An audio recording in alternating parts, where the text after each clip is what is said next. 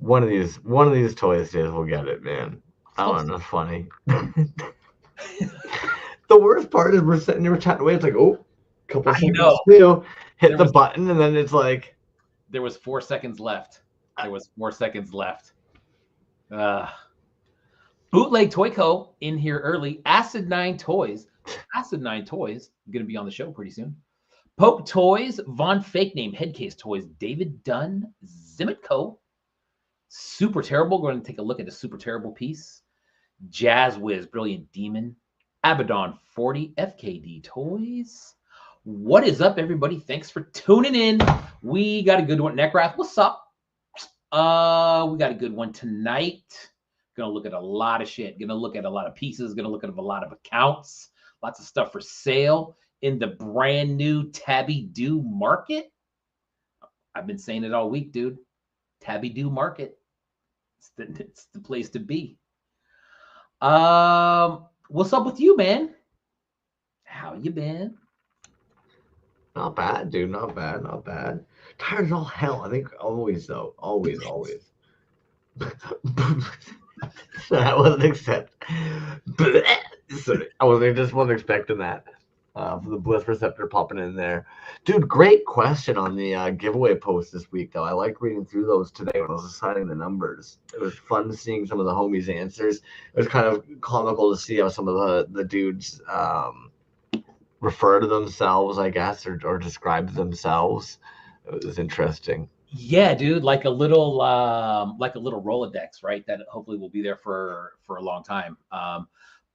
But God, dude, I put that up there. Then I was thinking, you know how it is, like how everybody hates it, like when you're in a room with other people and you got to go around and fucking introduce yourself and blah blah blah, right? Everybody hates that shit. And I kind of got the feeling like, man, I hope that's not what people feel like. But it picked up right away, dude. And there was a lot of people. And it was cool, dude. I feel like we met a lot of people that we've known, right? That known that maybe, engage with posts or whatever. But then some people like drop what they really do in, real life. And that's always super interesting to me. But I thought it was cool, man, to see and how many different mediums are out there, dude. Holy shit. You know what I mean? It's funny you mentioned that too.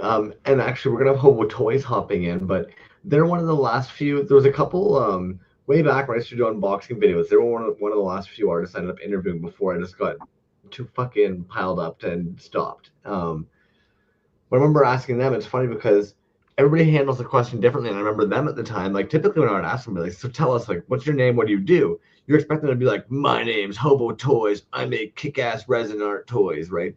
Instead, they're like, I have this job during the day. And you're sitting there being like, okay, you interpreted the question very differently. So it was kind of interesting to even see that today when we were looking at some of the posts. And actually, Neckrass, I liked it a lot because they actually mentioned whether we know it or not, they consider themselves a collaborator. I consider all the dudes in the group chat a collaborator. I actually talked to Toyzday about that before as well. And I think we've even chatted about that. We would not do this. We could technically do this if we wanted any day of the week we wanted, and we could actually post it on YouTube. We could air it to premiere, and the dudes could chat, and we could actually be off doing whatever. We don't have to, but we do because that's the fun way of doing it. It's like the chat being present and hanging out is what makes it fun. It's the whole thing. Did that For make sure. any sense? Exactly, dude. And I mean, we've talked about that before, right? About kind of interviewing people who weren't available on a Thursday and then just kind of running it back.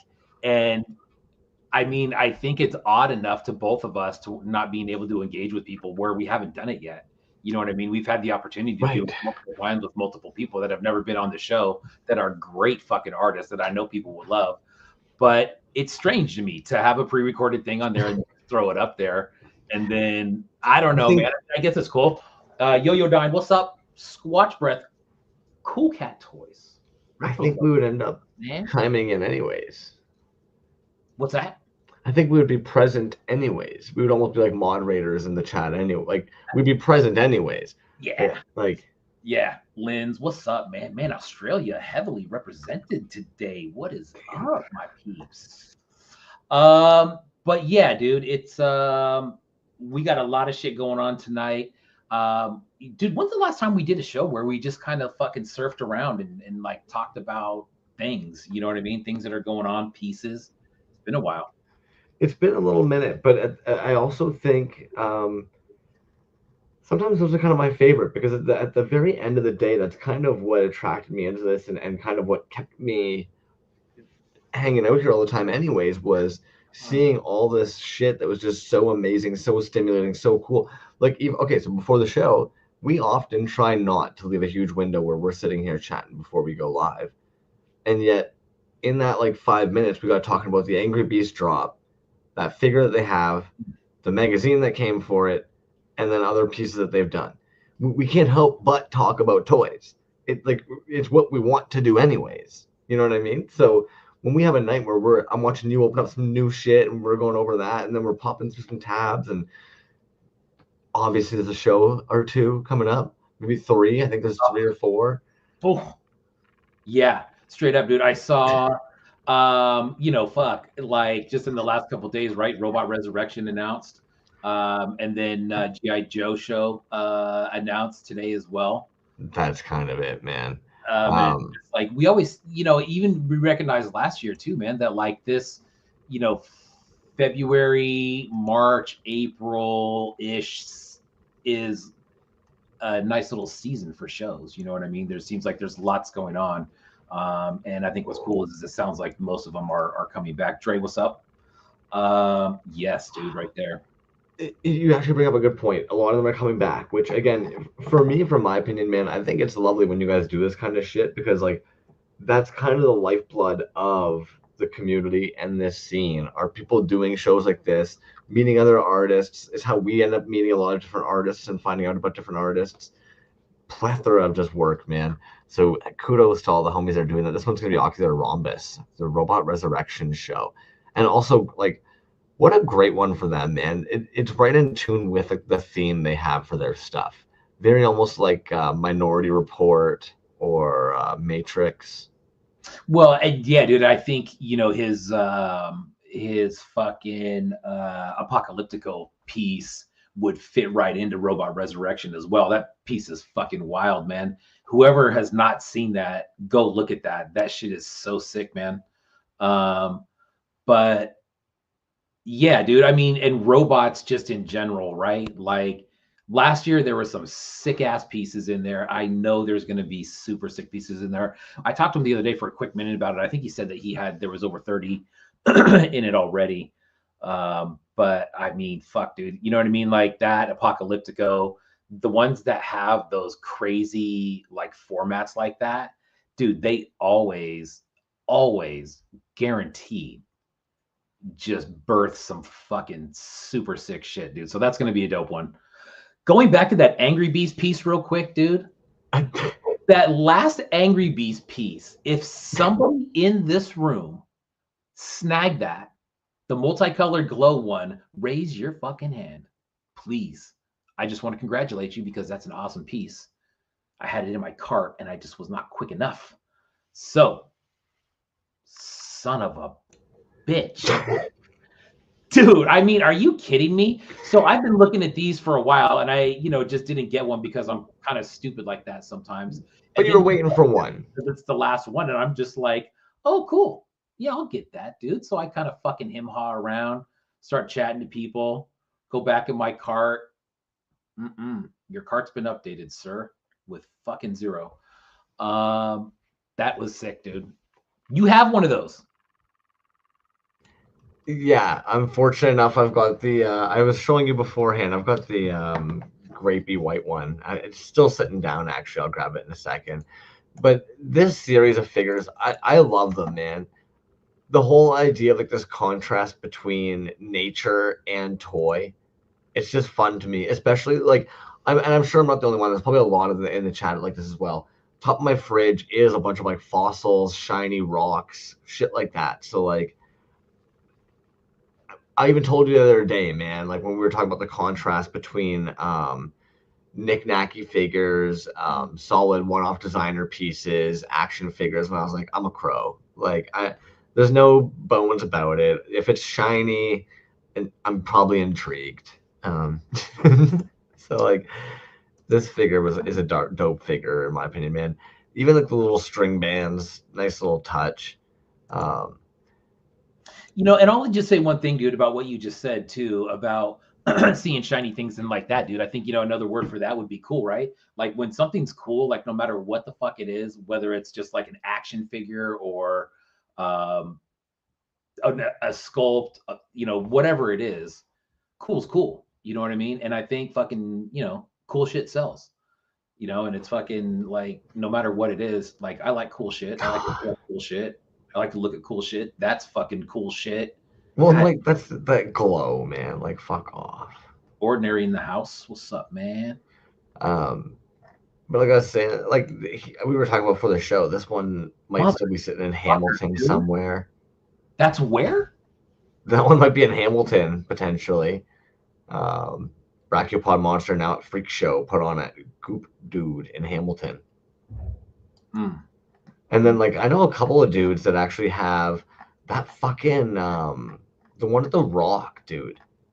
So fucking good. Mm. But Angry Beast has been in the game for a while. I was actually been thinking about that before we were hopping on. Like probably almost any conversation, they're from that era of like almost any conversation we've had, they've probably had with LM9 and Toxic Fumes toys and shit in the past.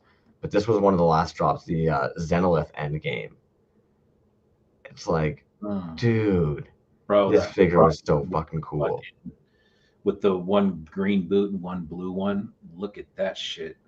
The flesh tone one with the fucking sprinkle dropped blues. Just sharp, man. If I'm not mistaken, yeah, these ones, they've got magnetic articulation where that top pops. Oh shit. Okay. So how many in this series? That's two. How Well, I many? think the last run had 4, but who knows how many they made over the period of their like 10, 15-year long toy making journey. And then these guys were the fucking ones that they extincted right before. Yeah, see, so that's the third one. Now I'm just like trying to picture these as a fucking set, dude. You know, dude, look at that red and blue. Holy shit. The Arborist. Well, and again, like we all kind of know, like when you're thinking now about like the undercuts, you're thinking about the fact that it's like an organic material, the off gassing. Like, again, man, it kind of represents a little bit more than just like being dope. For me, it's even also kind of just like the skill and technique that comes behind like learning how to manipulate a mold and your model and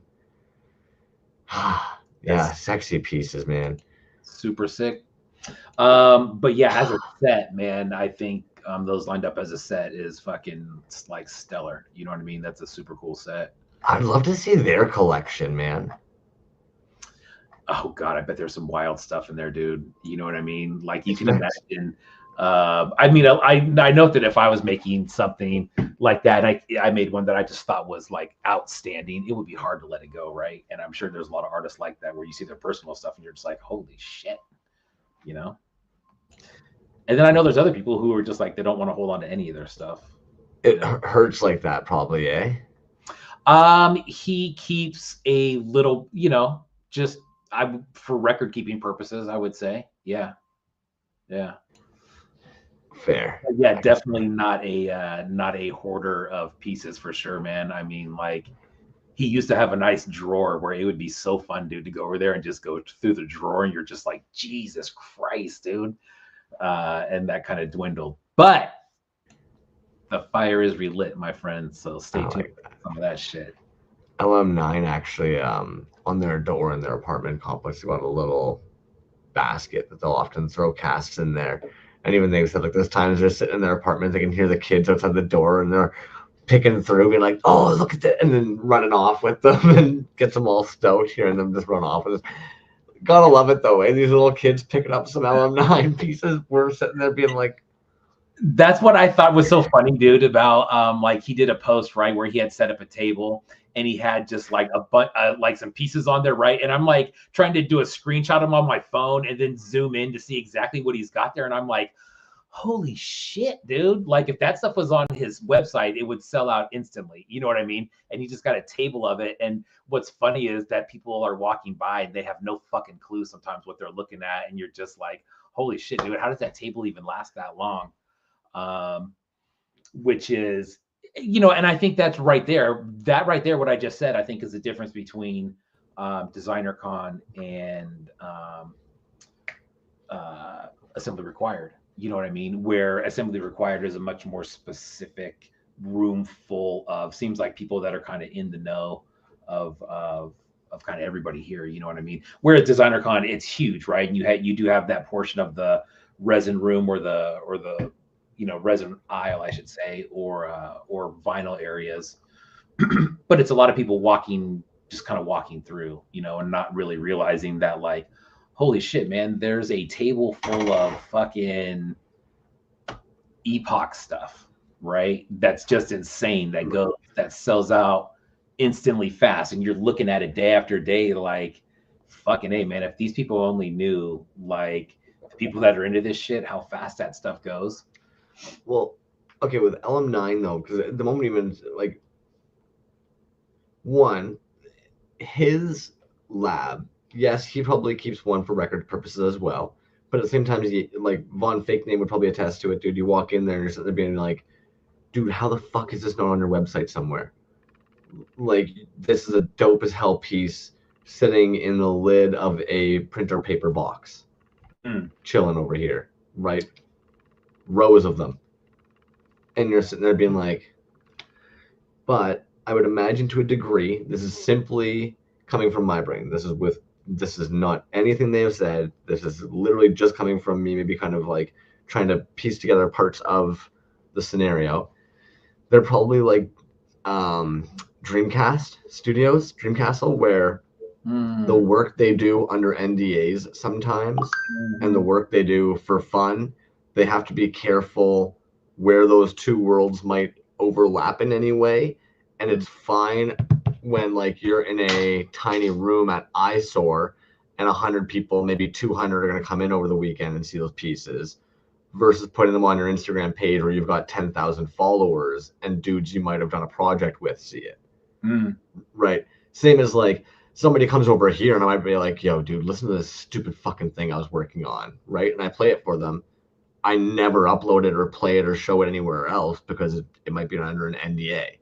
Yeah. So it's weird little things like that. Right. So, and again, that's me simply like hypothesizing.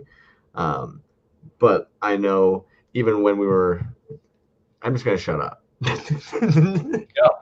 Yeah, I don't want to actually like narc anything or like say anything I'm not supposed to say, but like there's just the Dreamcastle piece. I'll reference back to that one then.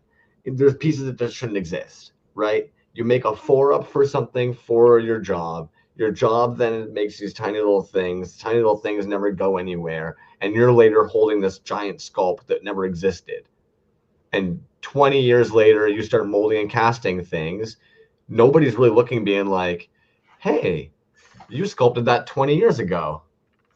But you know what's so funny, dude? And we've talked about this before, is there is such a limited amount of people that even know about that. And I go, and my answer is like, yeah, that's why I never opened it. That's why I never opened it. You know what I mean? And then, but to everybody else, they're just like, that means fucking nothing to me unless you go through the whole story of like what that is. You know what I mean? Anyways, Pikmin's, what's up, man? Keith, my man, what's up, dude? Dude, so what do you want to do? You want to look at some things real quick? Sure. It's been a while since we've seen you pop a top box, man. Yeah, dude. So I'll go through a couple of them real quick. One of them, this one I just snagged the other day because he was running a fucking killer sale. And anybody that's into 3.75 stuff, Rainbow Kiss. This is just a static. This is just a straight up boot, man. This is fucking like, you know, just bagged up, super simple. Zip on the bottom, carded top. Nice.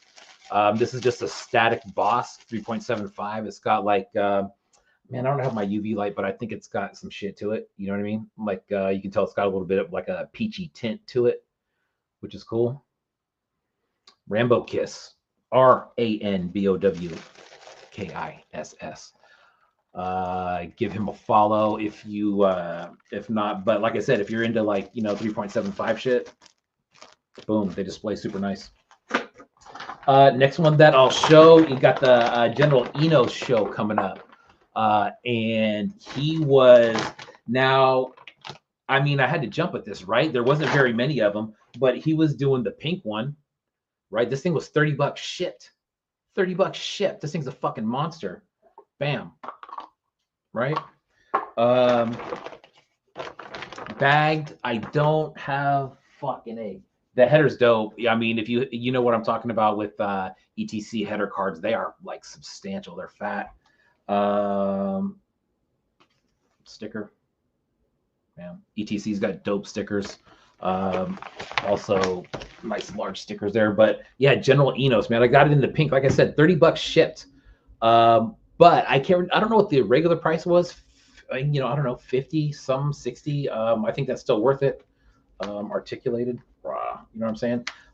These shows are great, man, where he sends the blanks out and people do them up. And there's one just right around the corner, I believe, in a couple weeks. I think you're right. I'm just going to cut you off for a quick second because I wanted to ask, is this the card art they ended up going with? Fuck. Just be a douche. Because that's what they have. Mini poster cards are in for the SS. Yeah, dude. And you know what he did was I think it all just came in a box. It wasn't bagged up together. You know what I mean? It was in a box. Right. It was in the everything was separate. And nope, that's Hobo Toy stuff. I'll find it. It's dope though, man. 30 shipped is fucking insane though. That thing is massive. Yeah, dude. It you know what? Hold up, man. Let me try to find it real quick because there is a lot of info on there. Yeah, see, that took a real fucking long time to find. It took me about 3 seconds to find that. So this is the card. That is sick. Patrick really Sparrow. It says designed by Patrick Sparrow at ETC Toys, sculpted by Spec Toys, SPEC. But look at that header, dude. Sick. Nice. Very cool. So we'll be looking forward to that General Enos show, which is, I believe, the second Enos show now. Anyways, that's coming up in a couple weeks. So, like I said, we got. Pixman says he's working on an Enos piece right now. Right. Oh, yeah, and they even mentioned March 22nd Enos show. March 22. Again, man, the season of the shows. I've noticed plastic pizza. Salsa. Yeah, plastic pizza's got a fatty one going on right now. What is that? Point Noir, March 29th. All the toys are black and white. Fet Up Toys, dude. You know anything about Fet Up Toys? Fet Up Toys was one of the very first dudes that I bought something from, and he had a table at fucking PowerCon, which is the He-Man show, and it was in Anaheim before it moved to, I want to say moved to like Ohio or something like that. But when it was in Anaheim, it was before I was really even into this. And I had gone there, and he did a like a bust, like a Skeletor bust. And I snagged it from him and just started kind of fucking looking around at his stuff. But man, that goes back a ways, dude. Isn't that funny though? Like,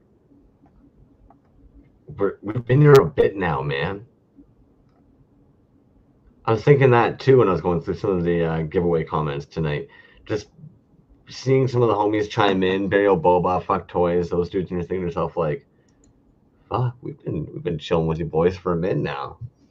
Bro, you know what I mean? Like, I mean, like the last 5 years, and it's been 5 years, dude. And it's almost sounds weird to fucking say that, but it's been 5 years. But I think just kind of, I think honestly, dude, just kind of the nature of the world in the last 5 years. It has absolutely flown by. It feels like that for me. You know, and we're coming up on, we're coming up on 3 full calendar years, dude. In May, I believe, like mid-May, will be 3 full calendar years of every fucking week, dude. And it doesn't seem like that. You know what I mean? It seems like it went by really, really, really fast. Anyways, that's that. Were we taking a look at anything else? Or you want to do some tabbies? We can do tabs. You know, if we're gonna talk about the robot resurrection, have you seen this resurrection of little robot dudes? Michael Frenetic, correct? Yes. Okay. Wave 4. Nice. Tabby dudes, that's what I'm saying, salsa. Dude, one, the narrative they write for almost every single one of these fucking characters is ridiculous. Like, just the work that goes into all of that, coming up with all the little, like, storylines. I didn't realize it was wave 4, though. Wow. Yeah, dude, that's, you know, the stories sometimes make it, or sometimes make it that much better. But yeah, lots of thought, dude. I mean, those are cool, man. The 4th wave of those, huh? 4th wave. What I find kind of brilliant is, if you consider, like, I know this individual started off with 3D printing, and a lot of, like, the OG resin printers, almost everything was in, like, this gray. So I think it's even kind of a nice little throwback, whether intentional or not, that they've got this, like, old resin printer gray color here. Clearly, they're all going to be cast in these different resin colors. Just little accent paint jobs. I think they've done a stupendous job on these, man. Like, that pour is fucking sick. Pocket salsa, no doubt, man. Yeah. For sure, man. They look solid, dude. You know what I mean? Like,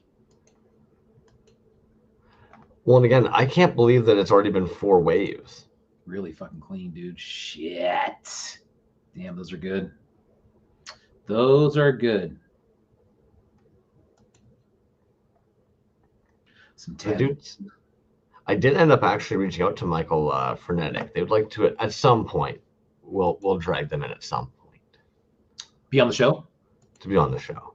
Sweet. Dude, so let's talk about that just real quick. I just want to tell everybody kind of what's going on. I'm not even going to post about it because not a lot of it is in stone yet, but coming up over here over the next few weeks, we got, I'm sure we'll do something about Robot Resurrection, right? G.I. Joe show's a little bit later on, but Acid 9 Toys in the mix, Toxic Fumes Toys in the mix. I reached out to Total Madness Customs. I want to get that dude on. I've been following that dude for a long time. If you guys know about him, having him on around G.I. Joe time would be really fucking cool because he's a like super G.I. Joe like OG. Gosh, dude. Let me see real quick, man. I think there was somebody else on there as well. It is Feral Foundry coming up in a few weeks, dude. How about that one? That's going to be a good one. I'm going to backtrack you for a second, though. I thought this was fucking hilarious, dudes. So I love how the GI show has gone from being something that we were like, what the fuck? We were intimidated the first one. We were exhausted. There's a bajillion and one things going on for it. And now it's become almost like this like on-running joke thing where like it's probably like the one we're the most excited about. And over the course of doing it, we've learned slowly but surely that, of course, Zartan, Shapeshifter, technically all pieces could be Zartan in disguise. So I love the fact that it's oops all Zartans, especially even like the first year. We were even kind of saying, they even said it's like shit. A lot of Cobra commanders. Damn, we should have maybe made hey, let's not all do Cobra Commander. So I love the idea being oops, all Zartans. Yeah, and I think when you go with a franchise, I think, and there's that many artists, dude. I think it's so easy to fall into that, most popular character type thing. I would say, you know what I mean? I think it's natural for to go towards something that you're familiar with, that you think that you can do a good job on. Worst spell never. What's up, man? Dude, I feel like the chat, I feel like it's way behind tonight. Do you feel like that? I'll admit I am like half asleep, glancing over as I can. But we They were just talking about, so dude, I feel like we talked about like PowerCon like 5 minutes ago, and they're just talking, and I'm just seeing it now. shit. Brilliant Demon says it's at Toylanta this year, so it's even switched since it's gone from Anaheim to Ohio, to Atlanta as well. Toylanta, excuse me. Anyways. Hey, what about my shirt, dude? I was surprised you didn't comment on that. Well, okay. So again, I try not to hop into early pre-show because I don't want to accidentally chat too much to you. But I did notice you were wearing that Toronto shirt. A part of me wondered, did you put that on before or after you got cart sniped? Before, actually. Okay. You know what's funny, dude, is these shirts right here, dude. I don't know if it's still there because I haven't looked in a while. I got this a while ago, but this was a link in Lab Monkey 9's bio. I don't know if they're still there. I want to say the last I checked, they weren't. But yeah, $14 is what I paid for this, dude. $14, and it was like TeePublic or some shit like that. You know what I mean? One of those ones where they're like, I don't think he probably never even had possession of this shirt. You know what I mean? It's like, I think it just comes from the factory per order or however the fuck they do it, That's what I wear with Band-Aids on my nipple, says Dre. Oh my God. I feel you, dude. It does have a big, a nice big print on the front here, dude. I do have the long johns underneath, going with the fucking 90s van style because it's a little chilly outside and I'm a little bitch like that because I live in California. I'm going to post the link in the chat here because, yeah, you're right. They are still up on their artist shop, the Toronto t-shirts. They come right up to a 5XL. And how much? $22.95 Canadian. So like $7 here. Yeah. See, the way I was thinking of it is move the decimal over 1. You know what was speaking of Canadian, that was the other thing about the Angry Beast piece was that I'm looking at everything and I'm getting ready to, and I'm like, oh, and I'm like 88. And I'm just like, fuck, I think that's worth 88. And then it takes me over to PayPal and it's like 65. Right. Because it was 88 Canadian. I did not see that. Yeah. Anyways, whoever got that got a fucking steal, man. We can talk after. Anyways. Ash Alvarado said the shows make her do research. I know. God damn it. That's what I say every time I show up to work. I'm like, I showed up. Now you want me to work while I'm here? Come on, man. Let's be a separate check for that. So if anybody missed it at the very beginning, Tabby Do Market. We're going to start advertising that. I'm telling you, Tabby Do Market. And you know why? Because it's a market full of tabs. And we looked at people's accounts and we see their tabs. So it's the Tabby Do Market. You know what I picture whenever you say it? I'm picturing a loud, crowded, hot market in like Indonesia. And there's just fucking shit everywhere. And there's hustle and bustle. And it's kind of like, oh, look at that. Oh, look at that. Oh, look at that. Oh, look at the poster. It's a bazaar. So if anybody's been to Disneyland and you're there on a super crowded day and you're over by the Indiana Jones area and you know that whole like bazaar area where it's just like you're completely fucked, that's what kind of market I think we would have, where people are just kind of walking around with stuff in their hands and where it's like half bazaar market, half Wall Street, right? Where everybody's just fucking yelling at each other. And on the other hand, it could be very calm, dude. It could be like a walk in the park and everybody's just chill, which would be cool. Which would be cool. Hey, Google, what is this Zartan? Tabby Do Corral. Tabby Do Corral. Well, then it sounds like you're funneling everybody into like a place. Into a corral. Yes. Into a corral. How about a crevasse? There you go. Toy Market crevasse. You know what, dude? As far as the GI Joe show, dude, I do like that. As little as GI Joe, I know, right? I do like that Zartan, and it can be like whatever because that was his thing. Was always in disguise. I do like that. I think that's very, very fucking clever, just as a fucking thing overall, right? Yeah. Oh gosh, Pikmin. Everyone here is Zartan. You know, honestly, the shirt was from. There you go. so what I find crazy, you actually were tossing a couple into the tabs this week for under 1K, and I always love that because then it's sick when we're both seeing different shit and tossing it in here. How is this 527? Dude, I'm gonna tell you what, dude. Here's my secret for finding fucking accounts like this. We go into our most recent follows. And a lot of those artists are people that are just kind of jumping on board. But I think the majority of them, I mean, I stopped at a certain point. We could have kept on going for sure, but let's save it for another week, right? But I think that's a really good way to find new artists in and even our recent follows as well. You know, who have we followed recently, and usually it's fucking new people. So there you go.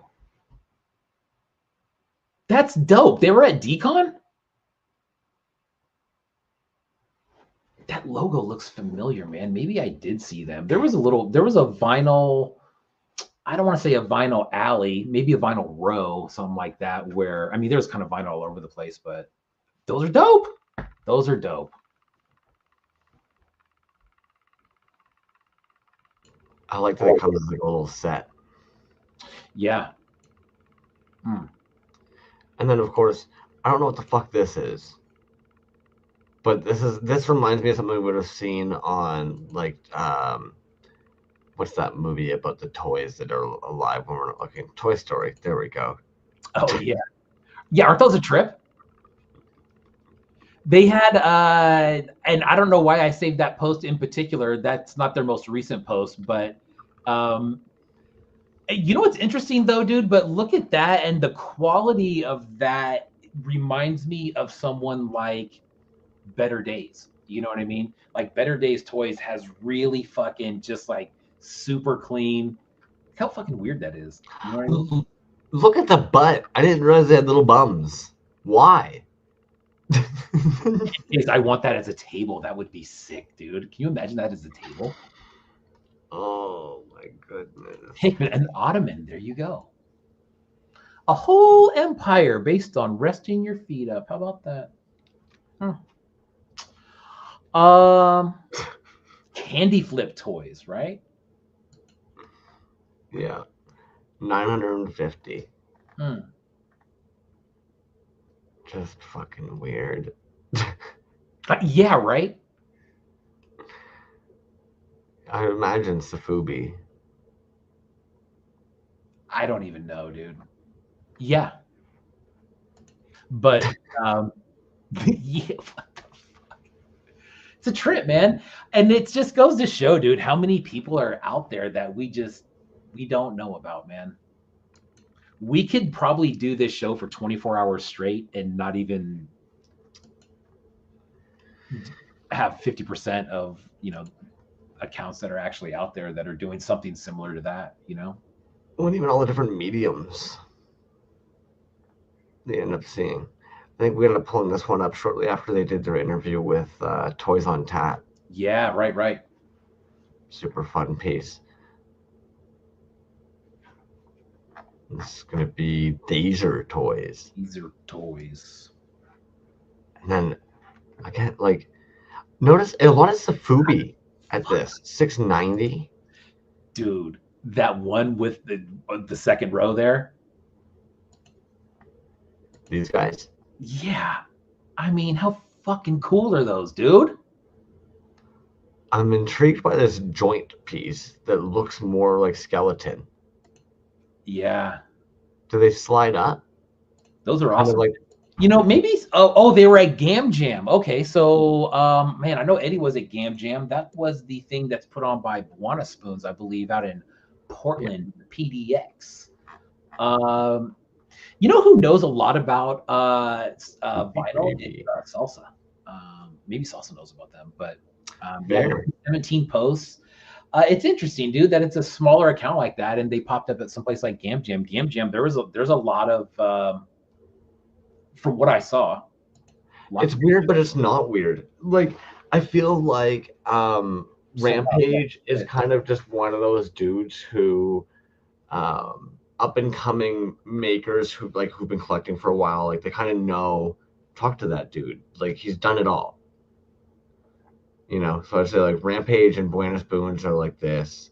Goopy Gravy is pretty like it. I feel like a lot. It's just like us, right? We get talking to these dudes, and I get blown away sometimes if for some reason Jebho fucking hangs out. He's such a fucking good dude, man. Holy shit, dude. I saw his post with the new elephant piece that he's working on, dude. Those things, they're just phenomenal, dude. Like his work is just so stupid good. You know what blows me away about that? I think the most is we talk about Yeah. being disciplined in this, how like that's such a hard thing a lot of the times. There's so much work that goes behind this. You're one person. Look at all those fucking heads. We know that all of those are going to become basically, where are you, you little fuckhead? Yup. So like, we already know all the work that's gonna have to go into doing all of those. Dude, I have the first one in that series, and they are incredible, man. Since like the first time I started fucking with that dude, I think I got one of those Western characters that he was doing. He was doing a Western line. And this dude is basically like a Clint Eastwood character, came carded up, and it's just like the soft goods on it are stupid good. Everything about it is immaculate. And everything I've got from him, I'm looking at the case right now, dude, is just, there's at least 4 different scales in there.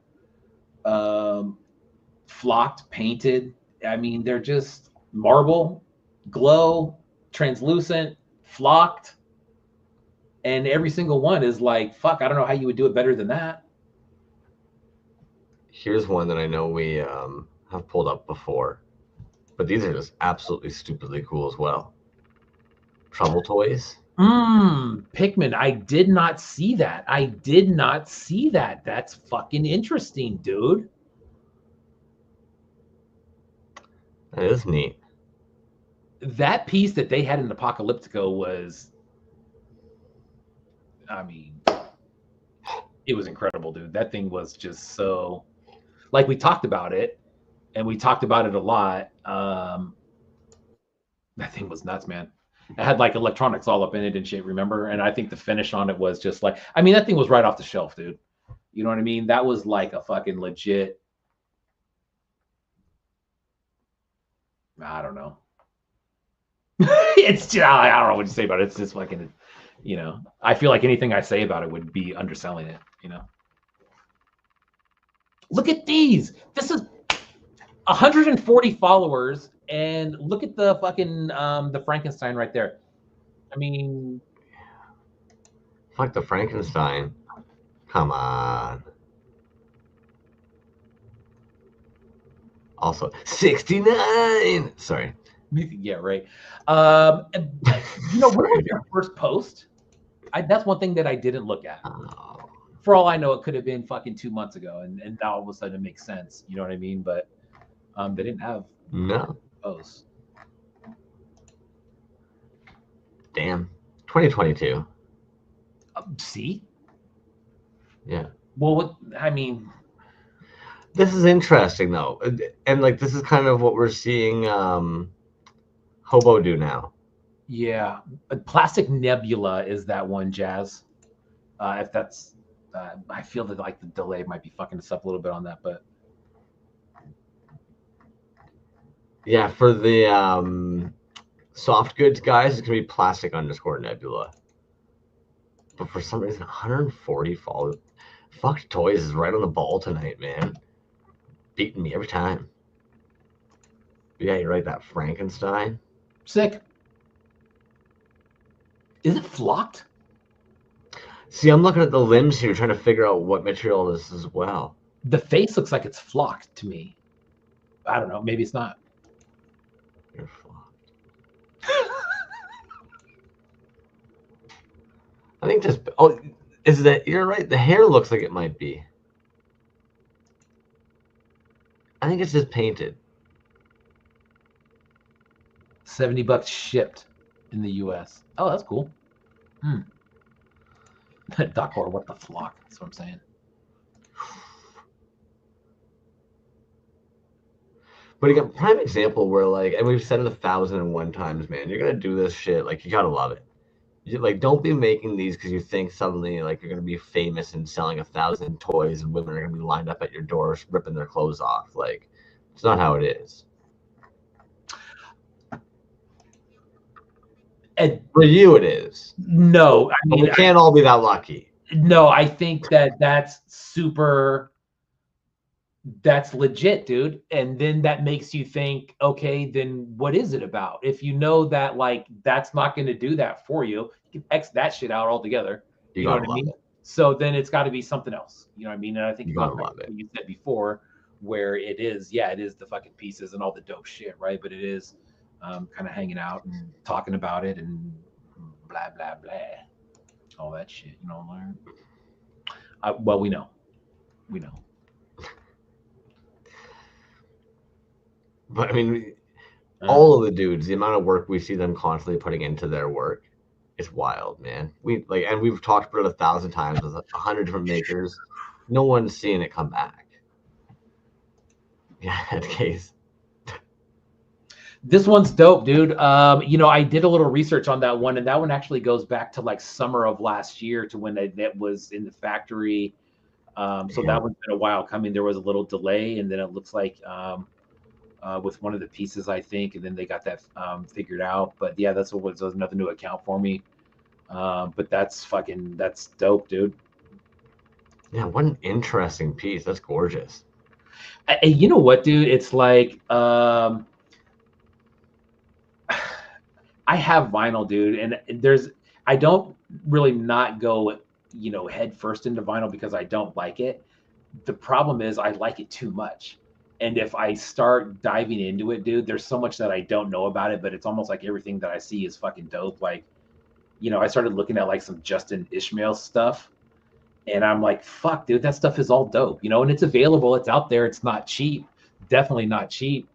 But for me, I think it would just be, it's a dangerous fucking endeavor, man. So I try to, you know, grab what I can when I can. But I mean, people that have these humongous vinyl collections, I mean, they're just fucking, they're astounding, dude. Whistling Ponies, dude. That dude's collection is just like, it's from another world, dude. One, the chat says fucking cracking me up.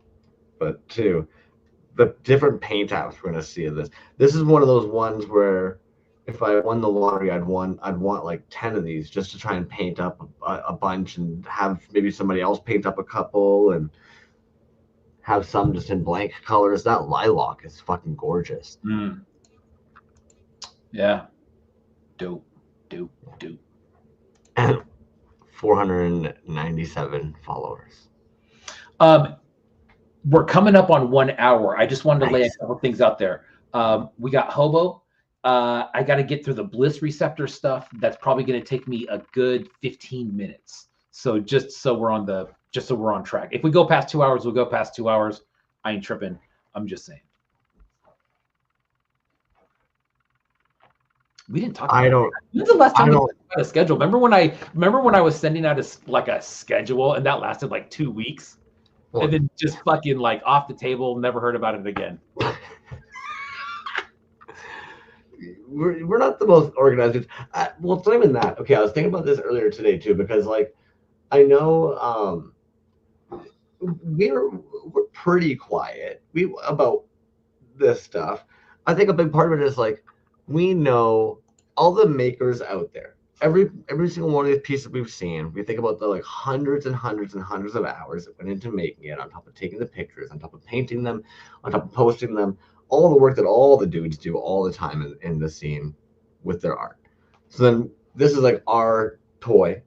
So we kind of just, when it comes to it all, but just like everybody else in the chat, I was thinking about it earlier today. I'm like, yeah, you know what? Like between having the two jobs and then Toys Alive, and then I too enjoy painting, casting, making music. So you're like, you have your hobbies, and then you do try and talk to humans as well, like just even humans. So you have a little bit of a social life. And so when you actually kind of consider like juggling the Toys Alive stuff, sometimes it is kind of hard in a full week with everything else going on. Just like the rest of the dudes have a hard time, I'm sure, sometimes being like, oh, fuck, I got to post that picture for that drop coming up, or I got that piece of the show coming up. It just sometimes slips through your hands, man. It does, man. And, I think there's a couple different things like going on there, right? Like, I think you and I know in your job, dude, and in your, your marketing stuff like that. And I know in my job as well, dude, like we have to be detailed. You know what I mean? So I think also coming to the show and doing the show is so much kind of like cathartic and relaxing that it's hard to be super organized on top of that, right? Like comes a point where you just want to like not do that and focus on something else.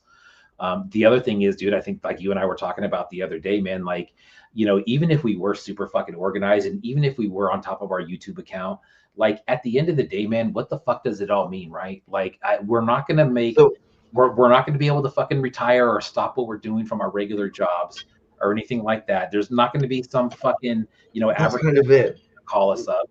It's If just, we did, we could be militant Nazis who holds each other's to an insane standard constantly, reaching out at 4 in the morning, being like, bro, did you get the graphics ready for Monday morning? Are you dropping them at 9 a.m.? I want to make sure that the comments on the numbers assigned for the giveaway are done by.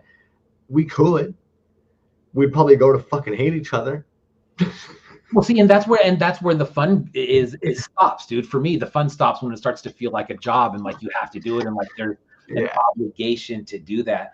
On the other hand, dude, I think that's one of the easiest ways to stay visible is to just be consistent. You know what I mean? Yeah. But then when you start micromanaging it down to like an hour and it's like we got to get it out before 12, it's like, fuck, man, I got other shit to do. You know what I Yeah. mean? Like, That's anyway, kind of it. we didn't have a tab for that actually, but Um, well, and that's where even so for tonight, when you're like, kind of, we're kind of on the show in real time talking about a roadmap for it, and it's kind of like, oh, dude, I honestly figured, had no idea how many unboxings you had, didn't know how much time Hobo would take up, figured had as many tabs as possible, so we had enough shit to talk about, so we could keep 2 hours going. But if you've got unboxings, we're bringing in a Hobo, we're at 2 hours, or we're at like an hour and 50 minutes, we can go through the drops coming up pretty quick. for sure. There'll always be accounts under 1,000. Fun should be the focus, dude. I agree, dude. And I think, and the good thing is we can fucking choose, fucking, if people are being fun, then we don't fuck with them. So That's what I always say. Whenever somebody goes, that was quick, I'm always like, the focus was fun. yeah. Yeah, exactly. You know what I mean? Fucking exactly, dude. So I got the Bliss Receptor stuff. I have another piece from Super Terrible to show. I'll show the Super Terrible piece real quick. How about that? Do it. Yeah, Super Terrible has sent me a piece, and actually there was something for you as well that's in your box that's going to be going out. There was one last thing to come in. It came in, and so your box will be going out. You'll have something from Super Terrible in there as well. So that will be very cool. What Super Terrible sent me, now, if you remember recently, Super Terrible was doing some work with starting lineups, right? So we'll go back to that show. I think it was the Shrek show where they did that Oakland A's team lineup with all the work on that thing. Was fucking amazing. That was one of the coolest fucking things I've seen in my life. Probably because it came from the team set, I believe, of the 88 or 89 A's. Which, I mean, shit, dude, I was damn near at every fucking home game both those years. And it was just, I mean, shit, man, that's my fucking squad, So the work that they were doing was dude, this is so fucking good, man. So you got to know a little bit about baseball, and you got to know about Jose Canseco, right? So Jose Canseco was like, he was our crusher back in the day, back with fucking Mark McGuire and shit, roided out as fuck. Late 80s, early 90s, the roids in the Bay Area were just fucking insane, dude. It made for great baseball if you were into that shit. It was fucking awesome, dude. You had awesome pitchers that were just dominating, and then you had these hitters coming up with just these fucking cartoon style muscles that were just hitting absolute fucking moonshots like left and right. Canseco was one of them. The guy was fucking a nutcase, man. He lived in the Bay Area, and he had these sports cars, dude. And this motherfucker would get speeding tickets. He was in the news all the time, just because he was young and he was fucking like super popular and famous. And he was like the shit, you know, for those years in baseball. Come to find out, you know, the whole steroid thing goes down. Everybody says everybody's using steroids. Some dudes copped to it, some dudes didn't. Jose Canseco ended up writing a book and basically spilled the beans on fucking everybody. So that dude is basically, he's hated by a lot of people. And he swore up and down that he never did fucking steroids, which is just comical because a lot of those dudes said they didn't. But then you go from like how they looked from 1 year to like 3 years down the road, and you're just like, what the fuck, you know? So this is what Super Terrible did. I believe this was a fucking quote from Jose Canseco. And it's a Jose Canseco starting lineup, but it's Pinocchio on the head, which I think is just so fucking funny. All I have is the truth, and I've proven that. I believe, like I said, I think that was a quote from Jose Canseco. What a fucking clown. Certificate of authenticity. This is a 1 of 1 from Super Terrible. But the Jose Canseco, that's a Jose Canseco starting lineup with the Pinocchio head on it. So thank you, Super Terrible. That one for me, you know, for a lot of people, it probably, if you're not into baseball, it takes a little bit of explanation. But for people who know, they see that, and I think instantly they're like, "That's fucking brilliant, dude. That's funny as shit."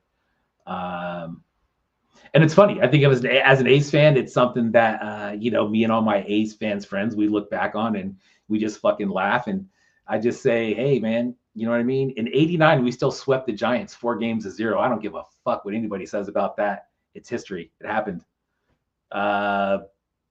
Anyways, man, what a great piece. Very, very cool. That's that. Man. I don't know what the fuck was going on pre-2000, but like I was talking to somebody right before the show about wrestling as well, and how just what a shit show some of the wrestling was. And like you're talking about all these like sports athletes just roided the fuck out, man. It's like, and we joke even like to this day about how it's like, oh man, to be at Nintendo just doing lines of coke. It's like, what the fuck was going on in the 80s and 90s that like it was like a fucking sitcom constant. Pocket Salsa, I know you're fucking with me. You shut your whorish little mouth. I swear to God. Aren't they the Las Vegas Athletics of Oakland playing in Sacramento now? All right, buddy. We'll talk off the air about that. I did score some tickets though, man. They are in Sacramento, West Sacramento for the next 3 years, which is legit like 30 minutes from my house. Super easy commute, dude. I can't fucking wait. It's going to be great. But yeah. Anyways, what were you just talking about? What did you say? Because I was going to say something about that. Wrestling? Maybe, I don't know, just the 80s and 90s and how things were. The 80s and 90s. Monstrous. Yes, you were talking about the drugs in sports and shit, dude. So I would say my second favorite team of all time, 1986 New York Mets. Look those motherfuckers up, dude. Dwight Gooden, Darryl Strawberry, Lenny Dykstra. I mean, you talk about doing some fucking rails during the game, before the game, after the game. I think one of the greatest photos of all time, dude, is during that season. Mike Tyson went and visited Dwight Gooden and Darryl Strawberry in New York, and I got a picture of those three together, and I'm just like, what a fucking menace, dude. Can you imagine those three dudes out in at a party or something in the 80s? That must have been fucking wild, man. Gary Carter, the kid, absolutely, man. Yeah, that was a great team, but just in the 80s in general, dude. Yeah, Coke was fucking that was it. People used to smoke cigarettes in the fucking dugout, dude. How cool is that? You know what I mean? Cool is that? Dude, Jim Leland, you know what I'm talking about? Salsa. The dude's fucking just sucking down heaters in the fucking in there. Anyways, Tabbies or Bliss? What you got? Well, actually, I was going to ask you, have you heard from Hobo? Is Hobo coming in at the end of this evening? You know, I don't know. Did you send him the link? I sent him the link and Okay. I emailed him the link. Okay. I kind of thought they would be here at the beginning, but I also don't blame them for waiting it out because we take our sweet ass fucking time to whatever the hell we want. We're bad boys. Take a look real quick and just make sure I'm not tripping. Weird. You don't realize how homoerotic calling yourself and your buddy bad boys is until you say it out loud. Okay. Sorry. No, you know what, dude? That was so cool, man. We were talking about something else that he's working on. I'm not going to mention it because I don't know if that's like common knowledge or not, but there's something else that he's working on, which is fucking awesome. Yeah, I don't know. Hobo, if you're out here there, dude, hit us up, man. You got the link. You can jump in. Oh, there we go. Whatever you want, man. It's your show, bro. You know what? Let's bring them on at the end real quick, dude, so we can do the giveaway. How about that? We'll okay.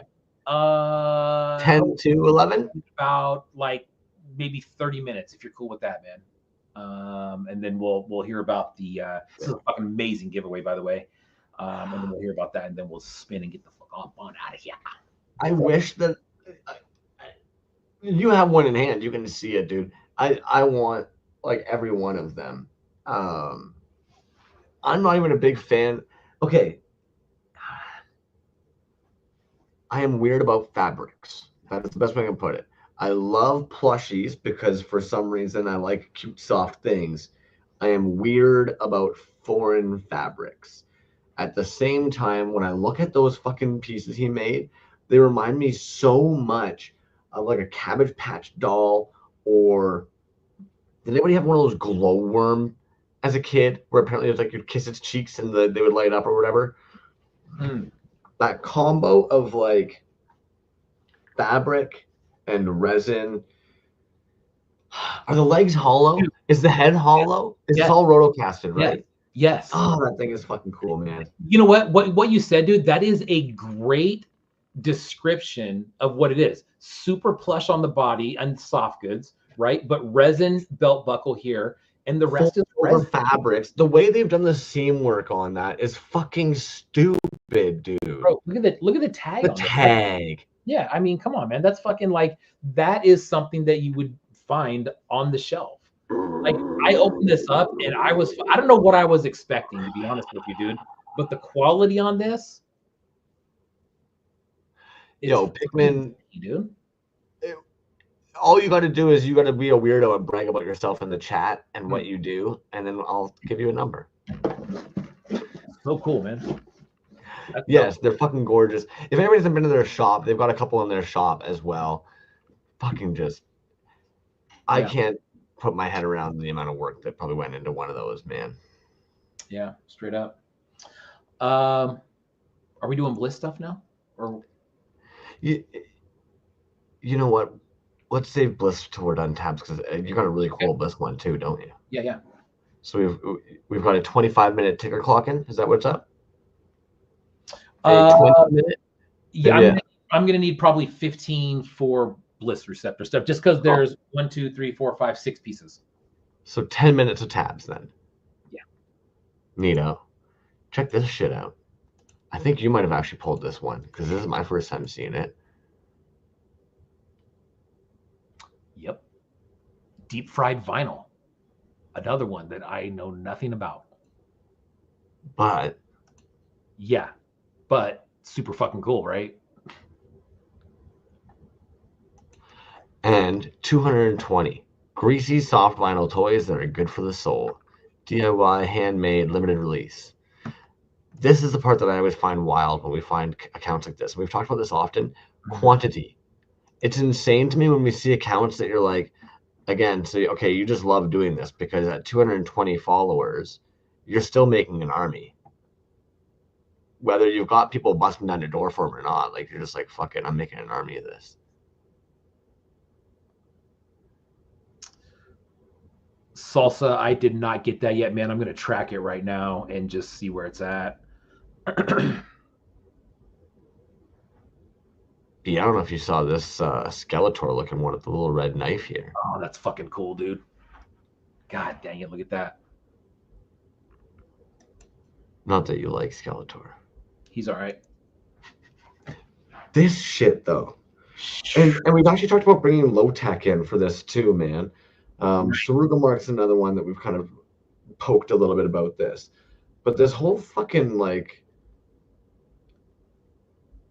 vinyl molds. Let me turn my porch light on real quick, dude. This thing says it's supposed to be dare you to, which is, I'd be blown away if it was still coming today. But let me turn my porch lights on. Of course, B leaves me high and dry with accounts that he found. Nope, good to go. Double Vader. Nothing on the porch. No, that I'll hear it. I have an alarm. So. But yeah, but it says that it'll be here by 8 o'clock, dude. I would be blown away if the fucking post office showed up at 8 p.m. It better. Dude, I get my regular mail by like 10. 10 a.m.? 10 a.m., yeah. Yeah. They're on the ball. They're on the ball. They're on the ball. Hey, you ended up finding this guy. Looks like it's a UK Chunk-O Sprint Shack. Shunko's Print Shack. We got there. There you go. Chunko's Print Shack. Prints, stickers, backing cards, prototype packaging, art toy supplies. Yes, that's okay. Now I remember that one. And like I said, dude, it's damn. Hey, can you do this, dude? You remember last time how you made the bigger? Since I'm I can make it bigger for you, baby. Old blind bastard. Thank you. Appreciate that. Okay, I remember now because they were talking about toys and supplies. And honestly, dude, like I don't know of a lot of places that really advertise towards this scene directly. You know what I mean? That's an interesting. Besides Dove and some other guys that are for blisters and stuff like that. Those are fucking great. Yeah. But we print art prints.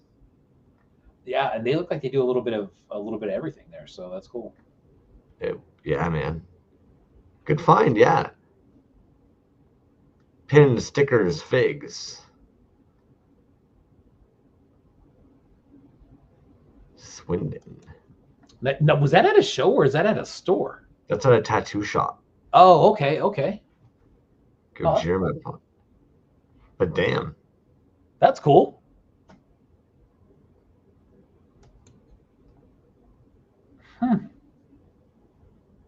It's interesting. Again, like, so I was just saying this. When you see a run, that's what's intriguing to me. It's kind of like, 200 followers, run of figs. It's like, shit, dude. Backers and all. Look at that, dude. Got a nice little fucking assembly line going with shit. It's legit, dude. And it's like, that's crazy, man. I love finding shit like that. Cute little pink capes. Fuck yeah. And I can only hope, dude, that they keep coming up in our feed. Yeah. I don't want these ones to just, where we go fucking 6 months down the line and go, oh, remember this one? No, you actually were showing off one of these earlier today, right? You grabbed the shaman? No, I had the Bosk, which right. It was a few posts back, but he was getting rid of a bunch of stuff that I think they were extras that he had. But these are just rad as hell, man. $20 shipped in the US. Yeah. The other one that I got, dude, was one that I put behind me tonight was this, the Lisa Frankenstein. This one I did some pictures of. And when I did the picture of this one, man, I caught that motherfucker just right, dude. And it had like a shadow over half of it.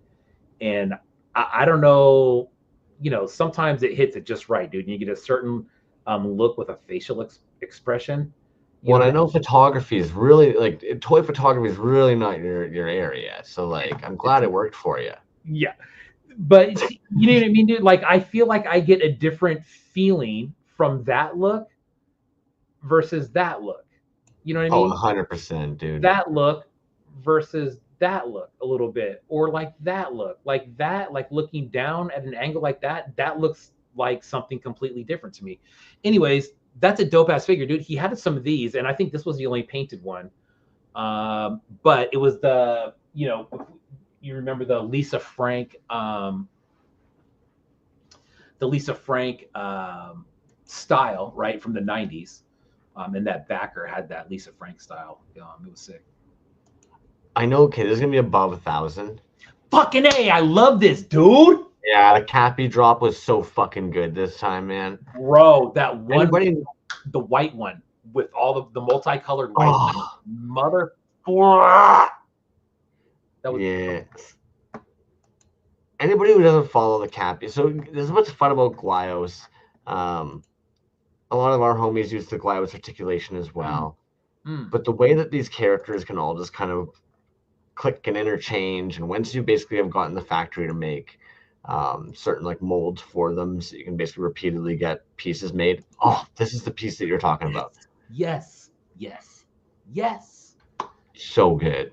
Dude, another one, right? Where it's like, man, I've met God Beast multiple times. Super cool dude. But it's another one, dude, where Glyos, um, fuck, man, that world is just so big.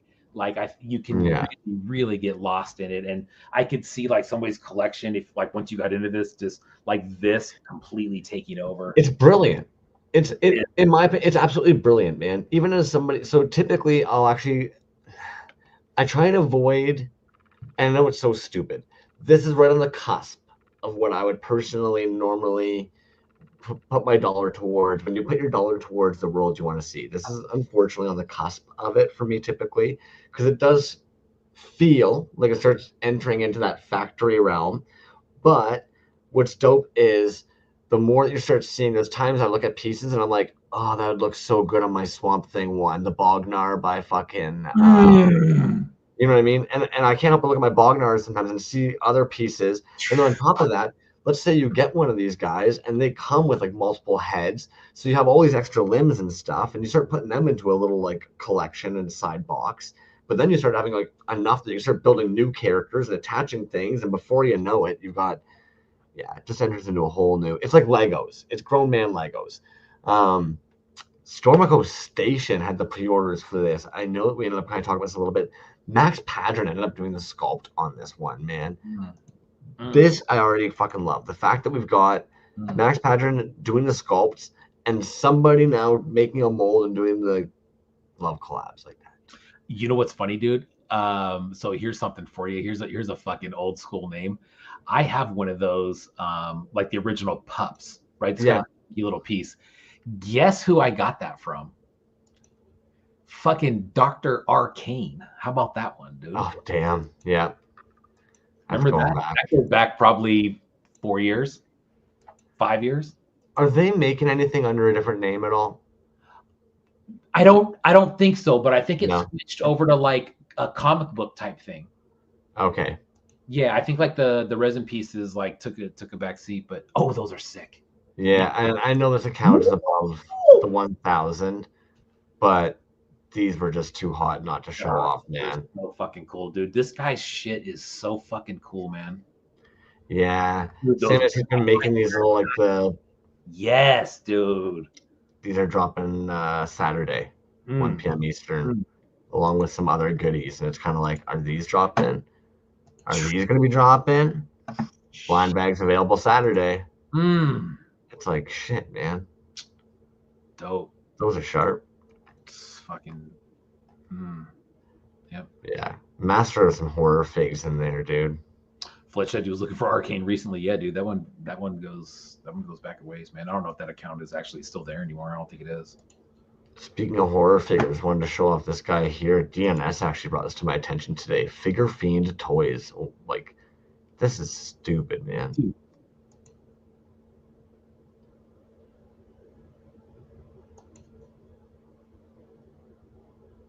Oh, leftover from Zolocon. This was, to me, this is almost like one of those old school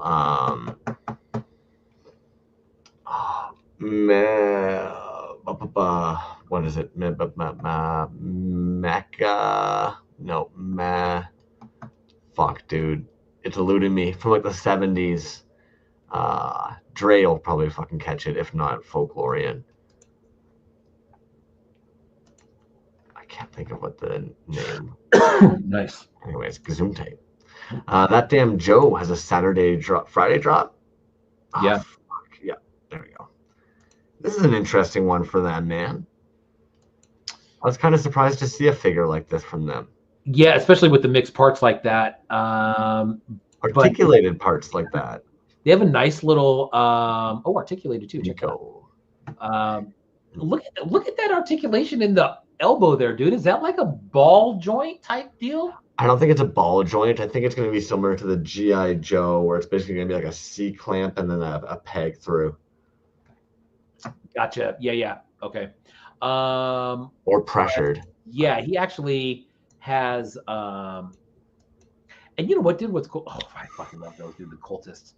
Yeah, those have come out. He's done a couple different ones of those, but those are really cool. You know what's funny about the Bone Ghost, dude, is that's such a fucking rad character that the evolutions. He did something as small as add hands to it, and it makes it a whole new fucking badass thing, dude. Even that, the hands were an addition to that later on, and it became a whole new like dope thing. Now the cultist, same thing, dude. Hands, no hands, and it's fucking. Dude, look at that. I'm with you, man. Just fucking jokes. How such a quote unquote simple idea. Yeah. Pendragon's going to be closing up the shop tomorrow. So if anybody hasn't had a chance to peek over there and grab some stuff, it's going to be closed for a little bit as of tomorrow.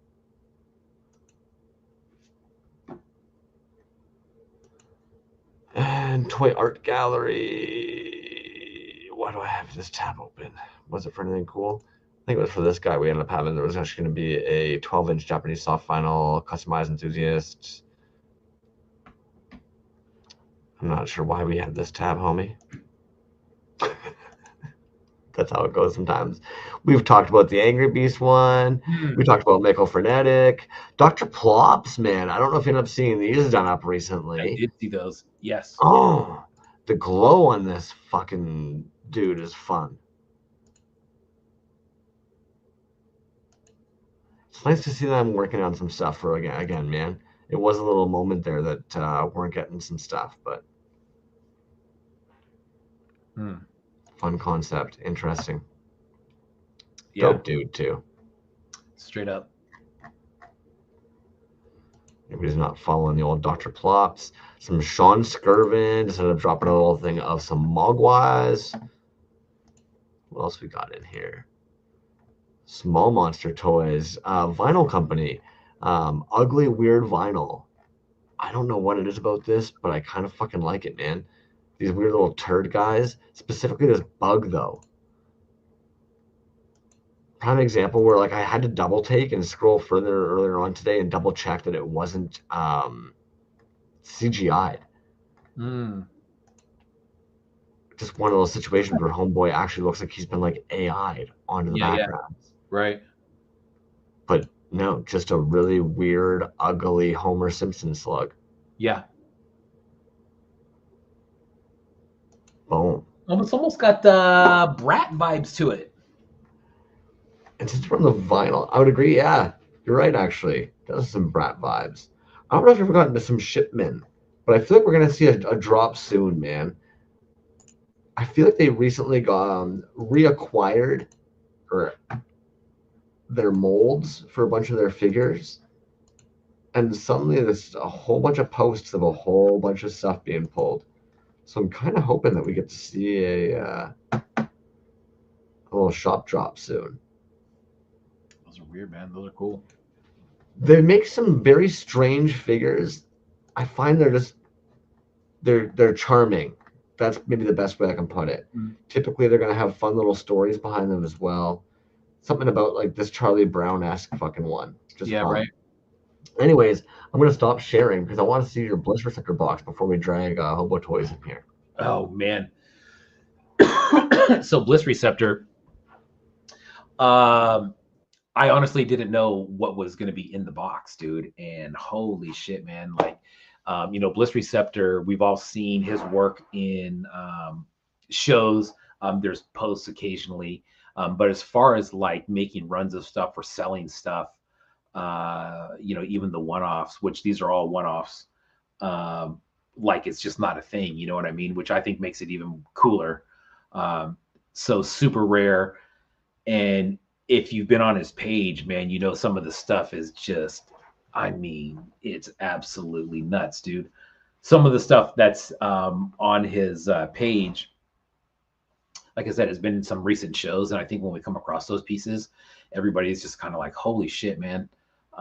He did 2 for Apocalyptico 4, and they were stunning as usual. I mean, the detail on them is just bonkers. And these here are immaculate, dude. No, what's funny about these is they all came in a larger box. But one thing that we haven't seen from Bliss Receptor at all is packaging. Like if you were to get a Bliss Receptor piece, what do you think the packaging would look like? Well, I mean, and now looking at it, it's like, would you expect anything less than super fucking detailed? No, and that's exactly what you get.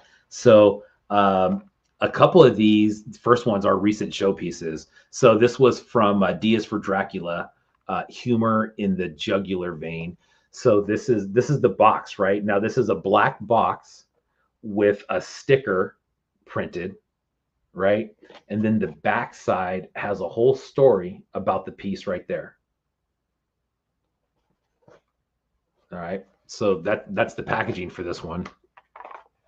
The piece, and inside the piece, I took the foam out, but there's lots of foam packaging in there, which made it super nice. So this is what it looks like that.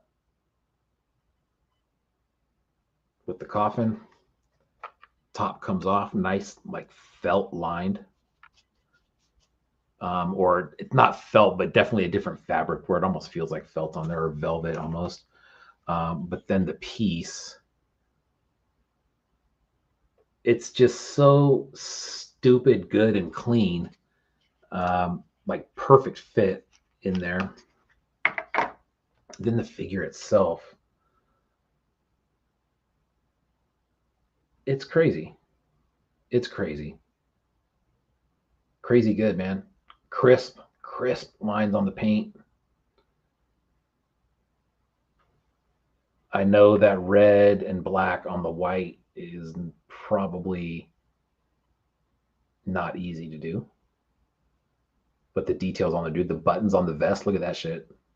It's perfect. It's absolutely perfect. 3.75 scale. Bliss Receptor, D is for Dracula piece right there. Phenomenal. Excellent piece.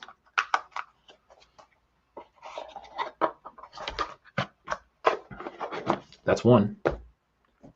How about this one? This one blew me away in the show, and I was so fucking excited to see this in the box. This one's nuts, dude. This was the C is for Creature from the 1970s. Again, with the black box top. And then the sticker on the back with the story.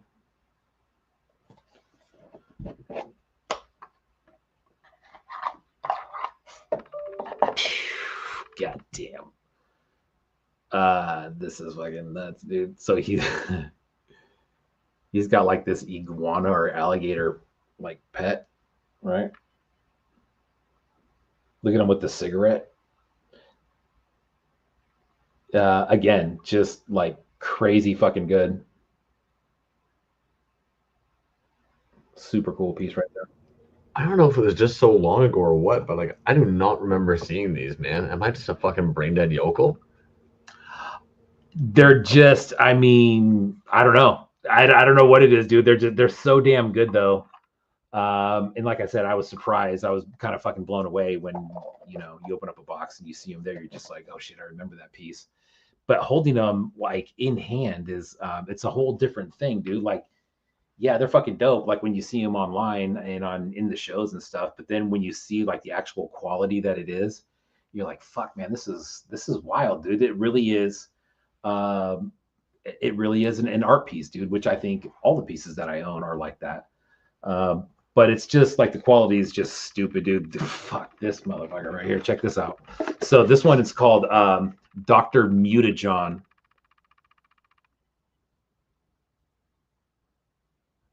Fuck. So good, dude. So there's the box. This one's gonna blow your mind, dude.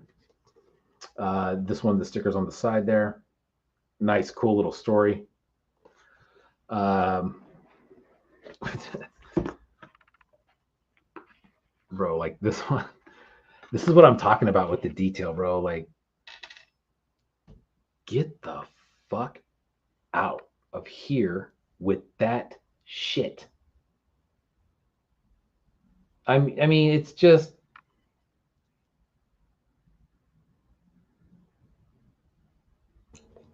Yeah, it's a lot of fun, man. yeah, dude. It's just fucking stupid. It's like you can't even. It's one of those things, dude, where like anything I try to say to describe it is gonna undersell the shit out of it.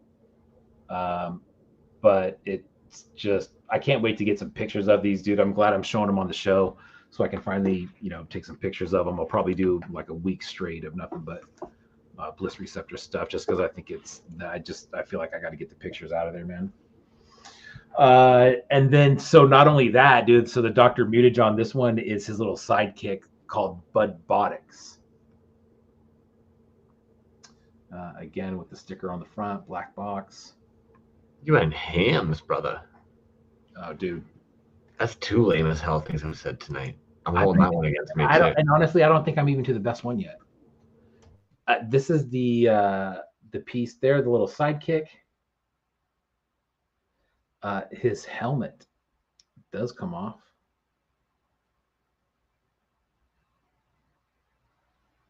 Crazy, man. I mean, the paint.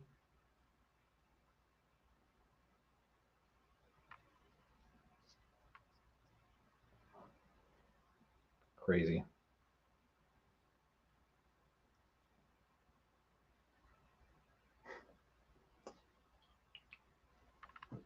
The other thing that both of those figures come with,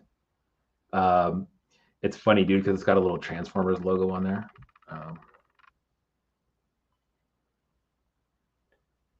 Little bag of greens. Very cool. That was Budbotics. This is the last one right here, dude. I can't remember if there was, Bliss, you'll have to tell me, man, was there a post of the Crow Trooper or was it just a story? This one right here, man. So this is the box for it. And then that's the sticker and story on the front, the Crow Trooper.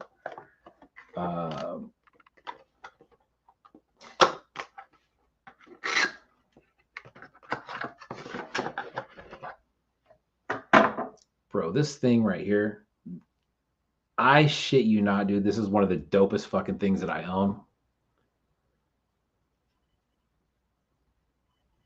Crow Trooper. Look at that shit, dude.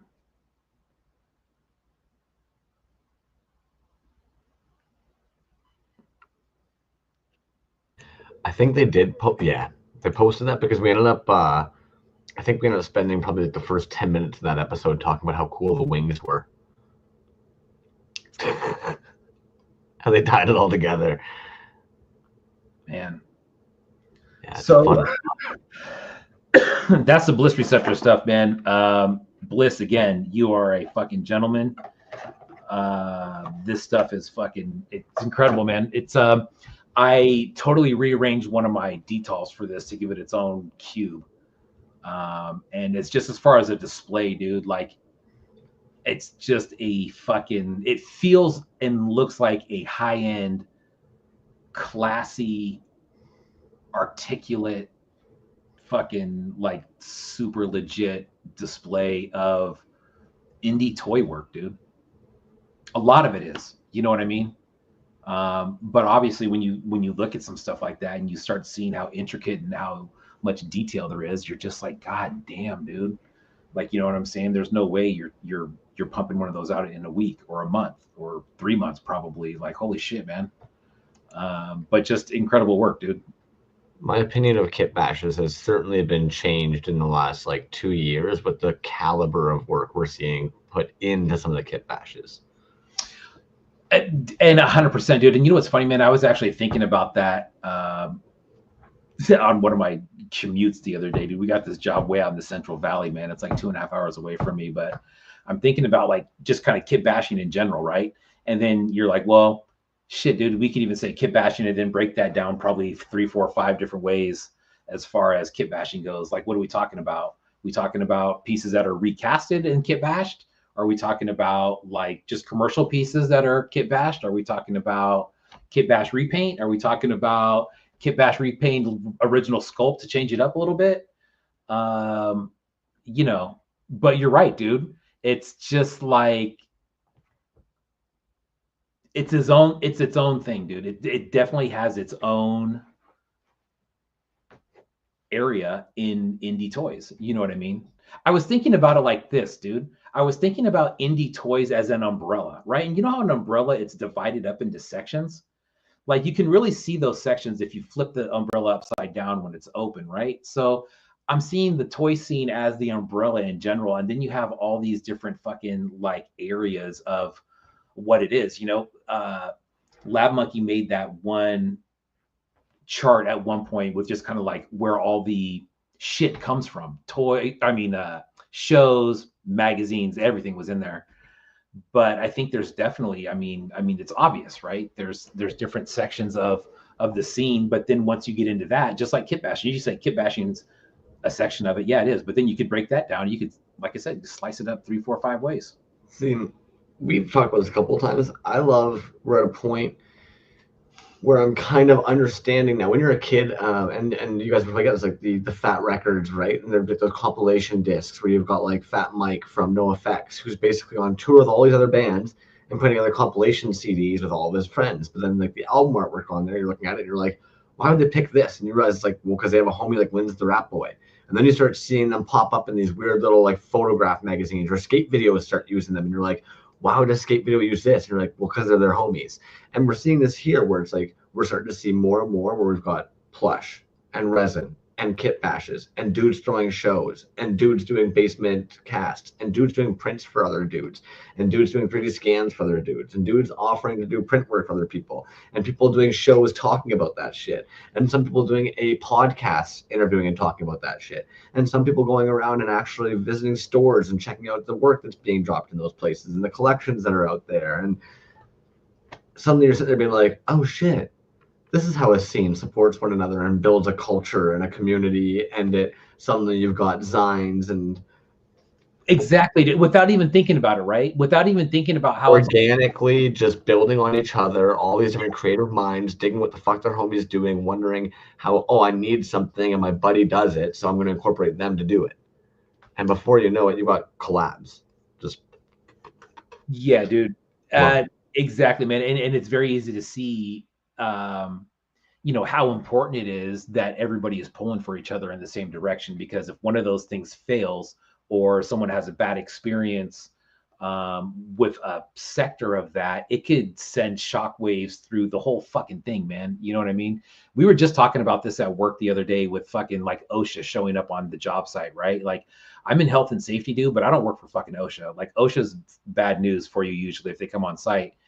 At the same time, dude, like they're there to keep people safe. But if we see somebody on another fucking trade that's fucking up and doing something stupid that's going to get OSHA called out there, I mean, at some point you got to say, hey, man, you're going to fuck this up for all of us, dude. And I think the same thing rings true here, where it seems like everybody's on the same page, man. Because you know why, dude? Because when people fuck up and people are assholes, they fucking stick out as an asshole. You know what I mean? That's just the way it is, dude. It's just. And generally, you just don't say anything at all. Like, I hate to be that guy. There's times we do shows. There are definitely artists in this scene. There's a reason I don't follow them or can follow them on my personal account. When we see their work, great work, nice work. Yeah. And I shut up. And And that's it, man. It's the work is fucking great. Yeah, it's The fucking work great. is there. That's what matters. We're And here to look if at you're the in it piece. just for fucking cool work, then fucking cool. Cool. That's a fucking reason to be here, man. It's cool work. Fuck it. But I think a lot of us, especially in this room, are here for probably Move on. you know what I mean? It's like we didn't really fucking ask for it, but we got it and we fucking like it and we want to keep doing it. So anyways, what's up with Hobo Toyz, man? Let's talk about this fucking thing, right? You want to come on in, homie? He's ready. He's like, I don't know. I've been waiting here for 2 fucking hours. You might as well have me on. Nah, it's all good. No, I just didn't know when I was supposed to get on, so I was watching the show. I was like, they'll give me a heads up. I was like, yeah. I start checking my messages, like, God, dude, I haven't really been online a lot. Dude, what the fuck, man? Like, let's talk about the idea first, just to go into plush. So where that idea came from, we got an antique store down the street from our house. This is like right when I first started doing this shit. I was down there. It was actually around the time I grabbed the little figure to do the cowgirl. I got it from that antique store. But I saw doll pieces there, just without the cloth and all that shit, just like the porcelain pieces. And I was like, damn, I wonder if I could fucking bootleg that shit. So that was just something I always had just kind of cooking in the back of my mind. And then, yeah, I decided to pull the trigger on it and see what I could do. It's really, really, really well done, dude. I can't say it enough how good the fucking quality is, man. Have you ever like tried to dabble in any of this stuff? Like, I don't know how to say it, bro. Like, there's a lot of sewing on here, bro. Like, that's something that's completely fucking foreign to me, and that probably sounds really stupid, but like, Not like, hey, dude, the quality on here is fucking crazy good. well, thank you. No, the first sewing I ever did was for that the General Eno show. That last one. Like that's the first time I ever did. Yeah. That's the first time I ever did any sewing. Wow. So you guys remember that piece right there from the General Eno show? That thing was fucking awesome. But he made a sticker of it, so this is going to be in the giveaway as well. But yeah, I decided to just jump in both feet and see what I could do. Yeah. It seems like you got like a nice little line of them going now, man. Let's go into the construction of these things. I think Crumbs fucking nailed it, man, when he was talking about like Cabbage Patch Kids or something like that, where you have the plush body, yeah, and like the solid. I mean, rotocast, right? Yeah. But let's go into the construction of that, dude. How are you making these? All right, so how I started with this, I went to Walmart and I bought a doll and I cut it up. So the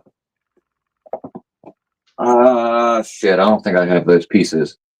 So like where am I on there? Yeah. So where it attaches here, I cut that off of the baby doll I bought on each piece. And here's a fail I had. So this piece I cut off of the baby doll, and then I sculpted my original sculpt onto that. So, well, I cut those pieces off. I made a mold of those pieces. So if I ever want to make a new sculpt, I have those pieces. I don't have to buy a new doll. But yeah, I started with that. I cut the fabric of the doll. I cut that up, and I made a template out of it, which is here. So I made a template of all the pieces. And then, God, there's so much shit. So I start with that. Made a template of the baby doll. Did my sculpt, and then I did glove molds for the big pieces. So there's the head. I got both the legs. This is my first time really messing with any of this kind of shit too. Sock molds are fucking weird to me, man. LM9 does them too. I don't quite get it. Yeah, it saves some fucking silicone. Oh hell It's yeah! pretty awesome. But yeah, this is my Especially when first you time think really about like dabbling with it. No, it's been pretty fucking cool. well, because all your pieces for that are huge, man. Like even the legs, each one's got to be like a little baby arm, an actual little baby leg, really. Yeah. Now how long are those things? I measure them out real quick. Yeah, each leg is about 5 inches, 4.5 inches. Like that's fucking huge, man. Yeah. Then the head's like 5 inches, 4 inches wide. Yeah. Yeah, that's I mean, that was the thing is I had the idea to do this, but I was like, I can't pour that shit solid because, so I figured I'd try and rotocast it, and that makes it more doll like anyway to rotocast those pieces because they're all hollow. And that's another thing I tried to do too was I got some urethane rubber to make the pieces more rubbery, more like real doll like. But the rubber just fucking stank. Like it just like the first one I made probably still fucking stinks. Yeah, a little bit. Yeah. That's a cool cast, though. Yeah, I'm pretty happy with how that one turned out. Okay, are the teeth? They're a separate pour as well, right? Yeah, I didn't even think What or the? yeah. And the eyes? So there's my mold for the buckle piece. That's the mold for the eyes and the horns. And then this is my mold for the teeth. Dude, did you see that somebody in the comments today made a comment about making ceramic teeth for those? Oh no, I didn't see that. How fucking cool would that be, dude? That'd be pretty badass. You know what I mean? Yeah. I don't know. Yeah, that'd be fucking nuts. That was a dope idea. I'll look back. Yeah, somebody was actually. I think they had actually mentioned making ceramic limbs in general. Oh yeah. Yeah, that'd be fucking sweet. Hell yeah. So you're kind of just getting started with this portion of it, man. What are your plans for this? I mean, it seems like you've already got a few different ones out there. I mean, just making them. Like I kind of wanted to just see if I could pull it off. Yeah. And like it took a lot of fucking work to get that first one out. But then that's kind of why I've got these things priced so high too. Because like it's just so much fucking work. And I really didn't want to price them as high as I am, but it's just like it's a lot of fucking work. It's a handmade doll. Yeah. It's huge, man. Yeah. And I mean, there's so much work in there, dude. Like when you see the stitching. Yeah. I got a little tiny sewing machine for that. Oh wow. How long does it take you to produce one of these? If I really wanted to, I could bang one out like morning till bedtime. I could probably knock one out, but that's like working all fucking day long. So normally I spread it out like 2 or 3 days. But yeah, it's about that long. Oh, there you go. All right, thanks, Pick Man. Yeah, I mean, and then like the custom ones that I've done, like the turtle one, which this one's not for sale anymore. I decided to keep it. Like this one took a long fucking time. Because like I sewed the shell on there. I did all the sewing on all the bands around it. I did the headband. I had to sew all the shit on the front. Like this one was a ton of work. But I decided to keep that one. Yeah, I think that anybody who gets one of these, I think right when you see the quality of it, like no matter how high you think the price is, dude, I think it's extremely justified once you see it. Yeah. It's not some rinky dink shit, man. It's some like super high quality shit. Um, it's great, dude. And so if they don't win one of these tonight and they want to get one, what's the process? I got them on my site. Perfect. So yeah, all of them are on there, except for the turtle. I pulled that one. Yeah, and then those little stuffed dudes, I've been knocking them out too. Just that I've been making those with my leftover scraps from the gem jaw dolls. Mm. Hell, and then the gem jaw juniors. Like I was starting to make those, but then it got cold as fuck over here, so that was a whole chore with the resin curing and all that shit. So I haven't gotten back on those yet. Dude, even the hobo heads.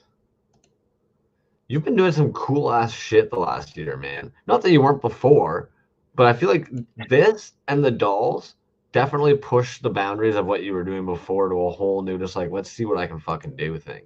That's kind of what it's been about lately for me. Is just kind of trying new shit. I can't fucking believe that one's still available, dude. I thought that one would have sold. Yeah, that one's still sitting here. That's crazy. I was just looking at it today. That's crazy. Those ones usually go very quick. That color scheme, you know what I mean?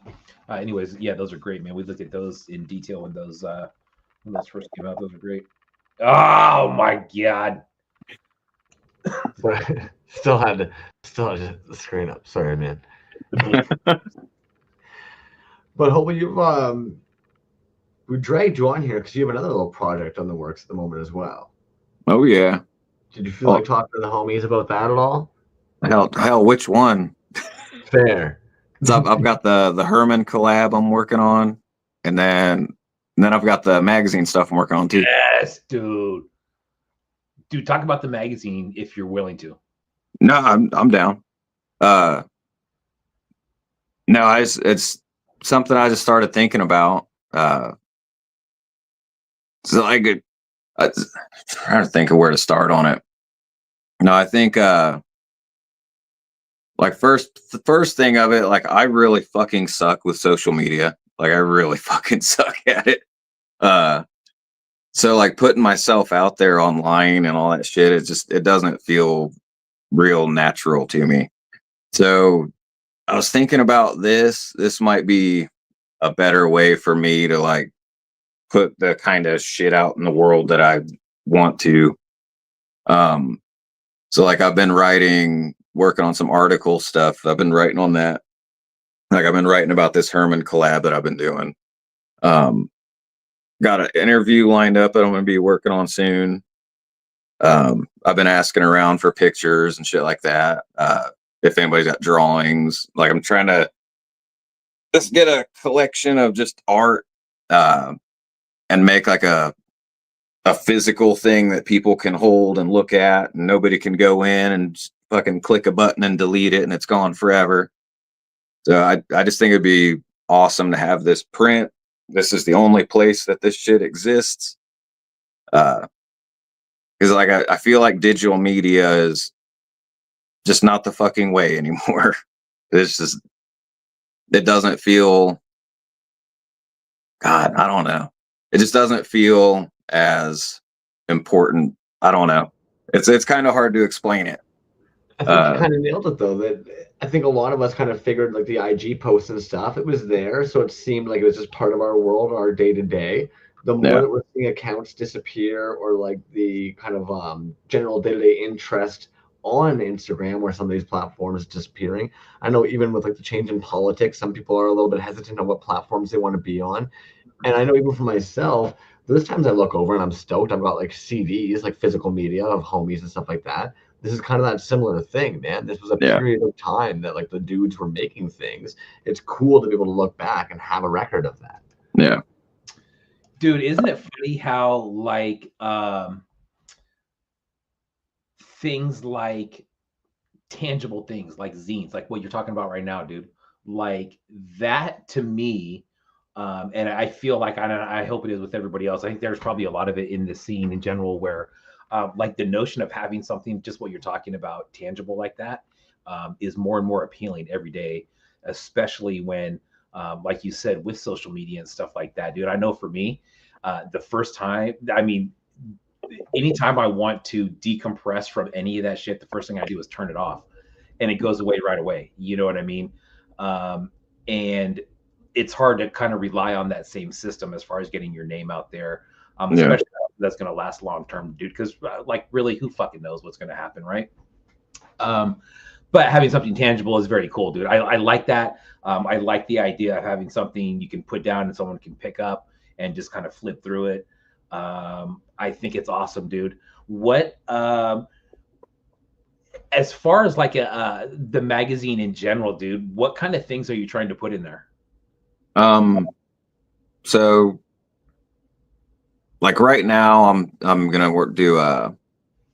I'm working on some articles. I was thinking about writing about this Eno show. I'm writing about the collab I'm working on. Some short stories, shit like that. Drawings and other art and things. I was wanting to do like pinups, like the circus magazines back in the day, because I fucking loved hanging those on my wall growing up.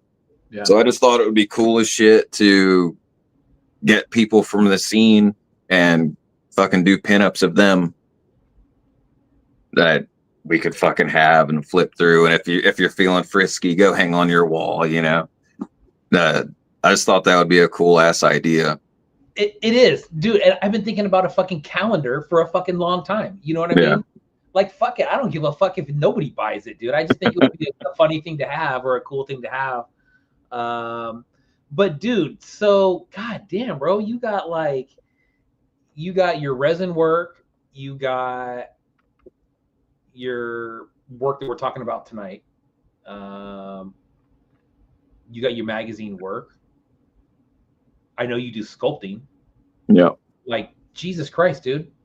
Yeah. Nah. How much time are you dedicating to per day? Like, how do you squeeze all that in, man? Like, how do you go from one thing to the next? Are you trying to break it up, or are you trying to like finish one thing and then move on to the next? It seems like you got so many things going on at the same time.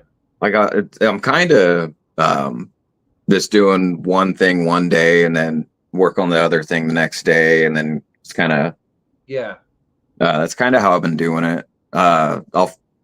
Usually I'll like focus on the shit after we eat dinner, or I'll work on it before dinner or whatever, and then I'll go cook dinner and then get back to it. Like today, why don't you cook dinner, you lazy ass? You're not doing anything. No, like today I worked on the Eno piece, and then I started writing on the magazine stuff too.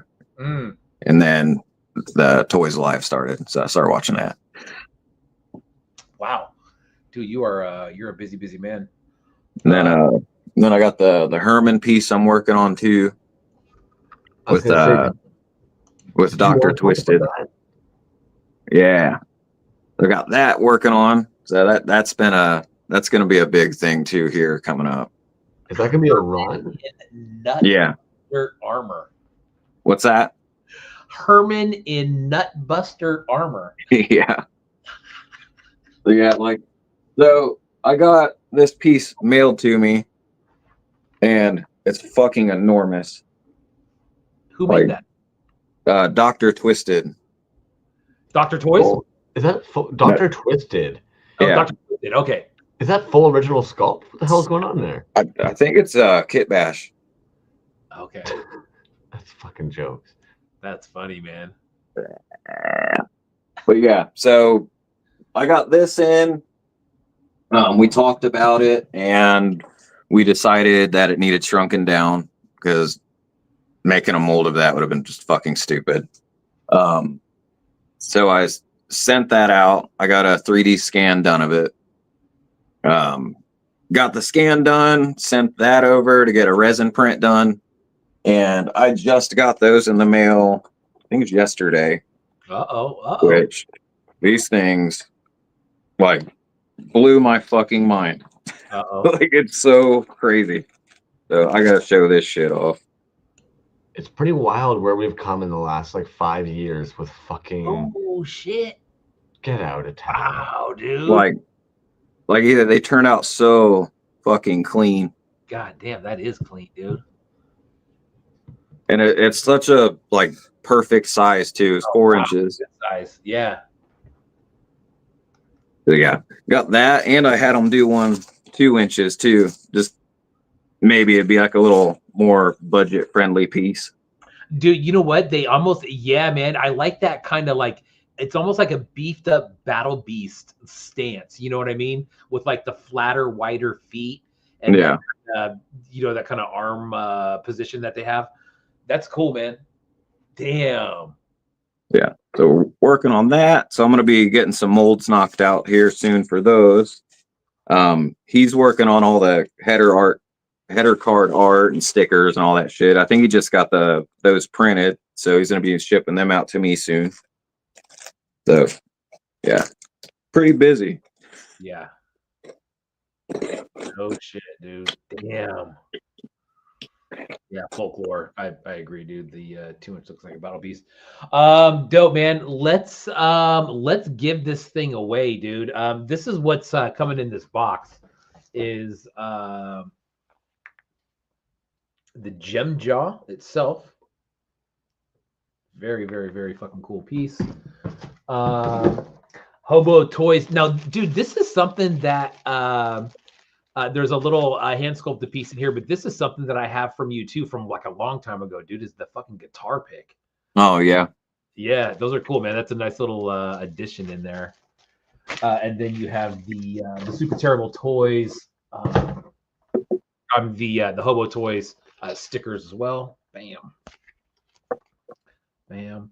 And then this was from the first General Eno show, which sounds like it's probably it's the first one of these handmade dolls that you actually made, right? Well, yeah, the first time I ever did any sewing, yeah. Yeah, nice, cool. Did that one sell, or do you still have that one? No, Tim bought it. Oh, he did. Oh, that's cool. Yeah, right on. So yeah, it's gone. Loves you. With like without being a weirdo, I think Extra Truck Retro might be the biggest Hobo Toys collector out there, man. I think him and probably Hellscrape are like the two biggest. Like Hellscrape has like one piece of like everything I've done, like at least, because he has his own colorway that I do for him. Okay, so right, dude. So like I'm looking at the purple, or I mean the pink and blue Hobo head that you had. Yeah, dude, he's probably one of the first people that I came from. Like, why didn't he buy that? You know what I mean? Like that's all him. Well, I made one for him. Yeah, of course. See, he's a fucking. So yeah, there were two of them that I made like that. He took the one. That's the one that was left. Yeah. You know what I find jokes too is your Battle Man, like your little beast man. I know I got the name wrong. Fuck. Battle Man. I think it was Battle Man. I think you bought one. I do have one of the Battle Monster Man, but the little Monster Men, the little guys. Yeah, the Monster Man. His Enos kind of look like your Monster Man, so it's kind of jokes to me. Damn, it is kind of like it. He has a crush on that style. Shit. He's gonna watch this back and hate me. Well, he's a fucking great dude. So I'm glad to have him around in the scene. Like he's done me fucking good. He's a big-hearted dude. I think he's done a lot of artists good. I think that's what a lot of folks really like about them is they have definitely they're like they're a producer in a certain way, man. Like they'll commission so-and-so to do a sculpt, commission so-and-so to do a header card, get the vinyl pulled over here, send out a whole bunch of vinyls, get a whole bunch of people to paint them. It's like he's always expanding and reaching out and collaborating and building up the other people in the community, man. Yeah. He is 110% a cog in it. Just a big-hearted dude. No, for sure. Or hell, like the Monster Man figures, I'd thrown in the towel on those. I was done with them. And he's like, "Hey, how about you make me a couple more?" And then I was like, "Fine." And then the next thing I know, I'm like, got another fucking 100 out the door. But I mean, like he knows when to push people the right way, and Right. I was done with it, but no, made a new mold and got the ball rolling again. I love that, dude. That's the best part, though, right? Yeah. Putting the steam in the tank. Homie, before we kick you out of here, and actually, we're going to probably keep you around while we do the fucking gem jaw giveaway if you wanted to hang around for that. B's looking at me like, B, what the fuck are you? No, what did we get up to? I'm trying to get like the thread to give me the most recent one, and I can't. It just won't do it. So, do you know what number we got up to? I was at 33, counting Pikmin at the end there. Also, Dustman 1138. It hid your comment for some reason, and we did catch you on there. You got number 31. I'm trying to unhide his comment, which I don't know why did they do that, dude? Sometimes this is just a normal comment and they hid it for some reason, and I can't unhide it now for some reason. I don't know. So the reason I think IG ended up hiding it is because it ended up considering it like a promotional post. For whatever silly reason, everybody else in their comments talking about like what they do and stuff like that. I think unfortunately, Dustman's, yours was the only one that had specifically, I do this for fun, so you don't need to pay me. Just let me keep the toy. For whatever reason, I would imagine that last sentence is probably what flagged. Something in that last sentence might have flagged Instagram, because I would love to collab with artists, take a picture of their art toy. All that is in line.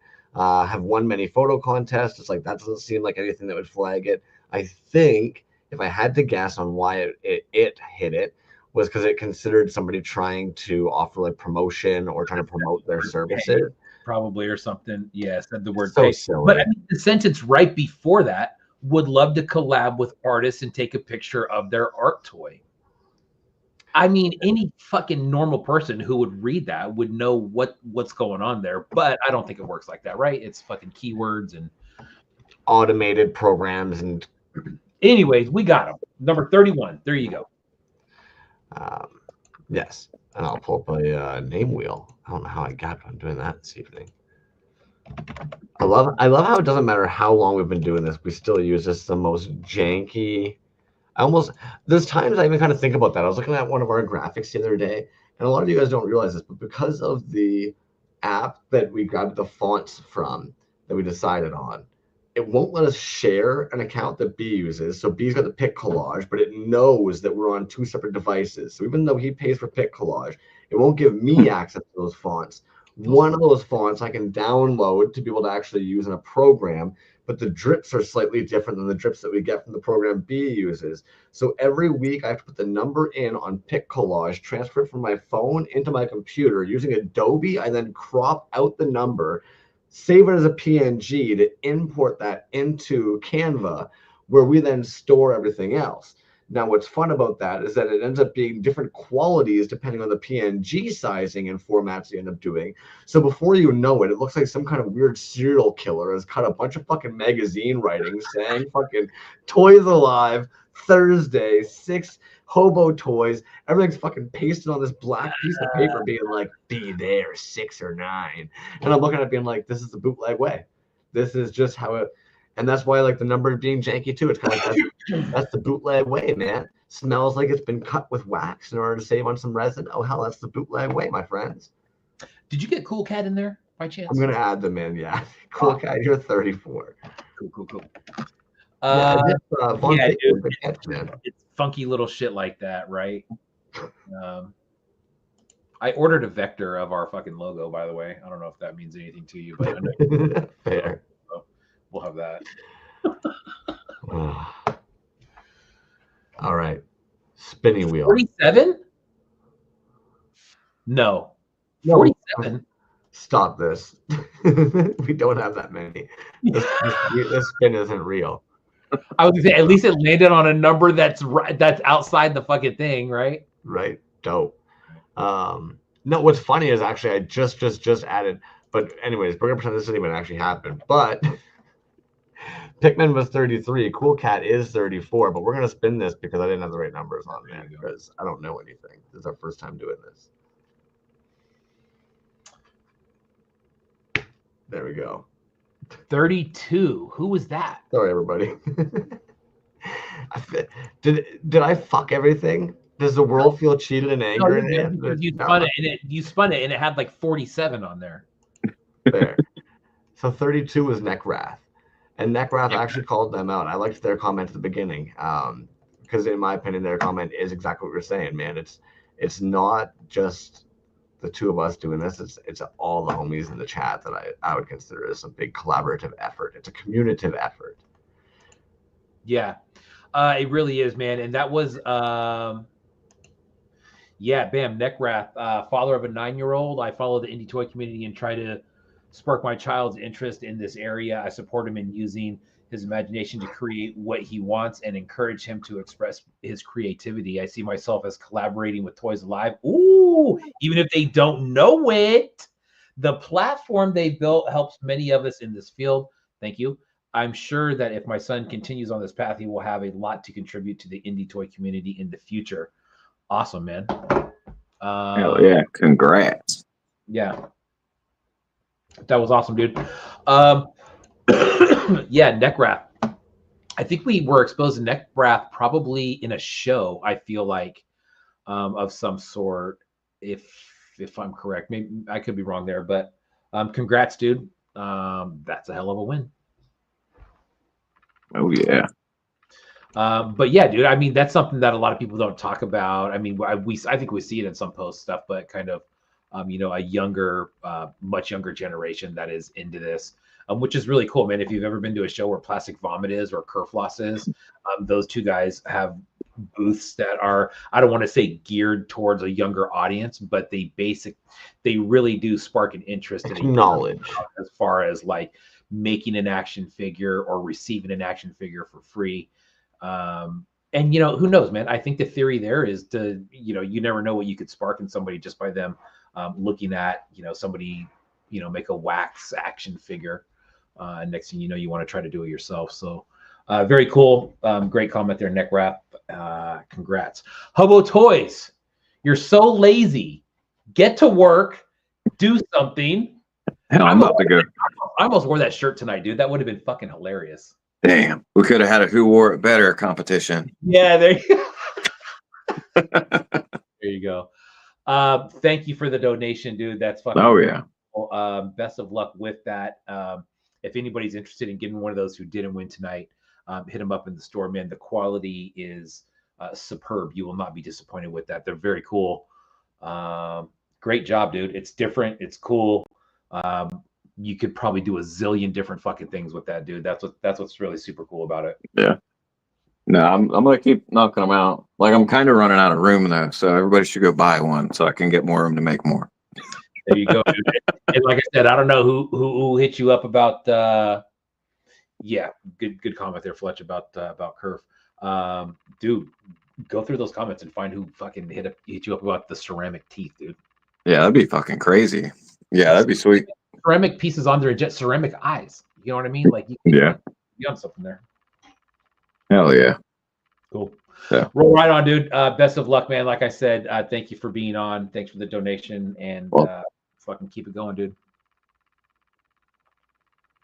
Boom. Hobo Toys. Posted the shop in the comments there. Anybody interested in going and checking it out? Do a little scroll. Lots of good shit in there.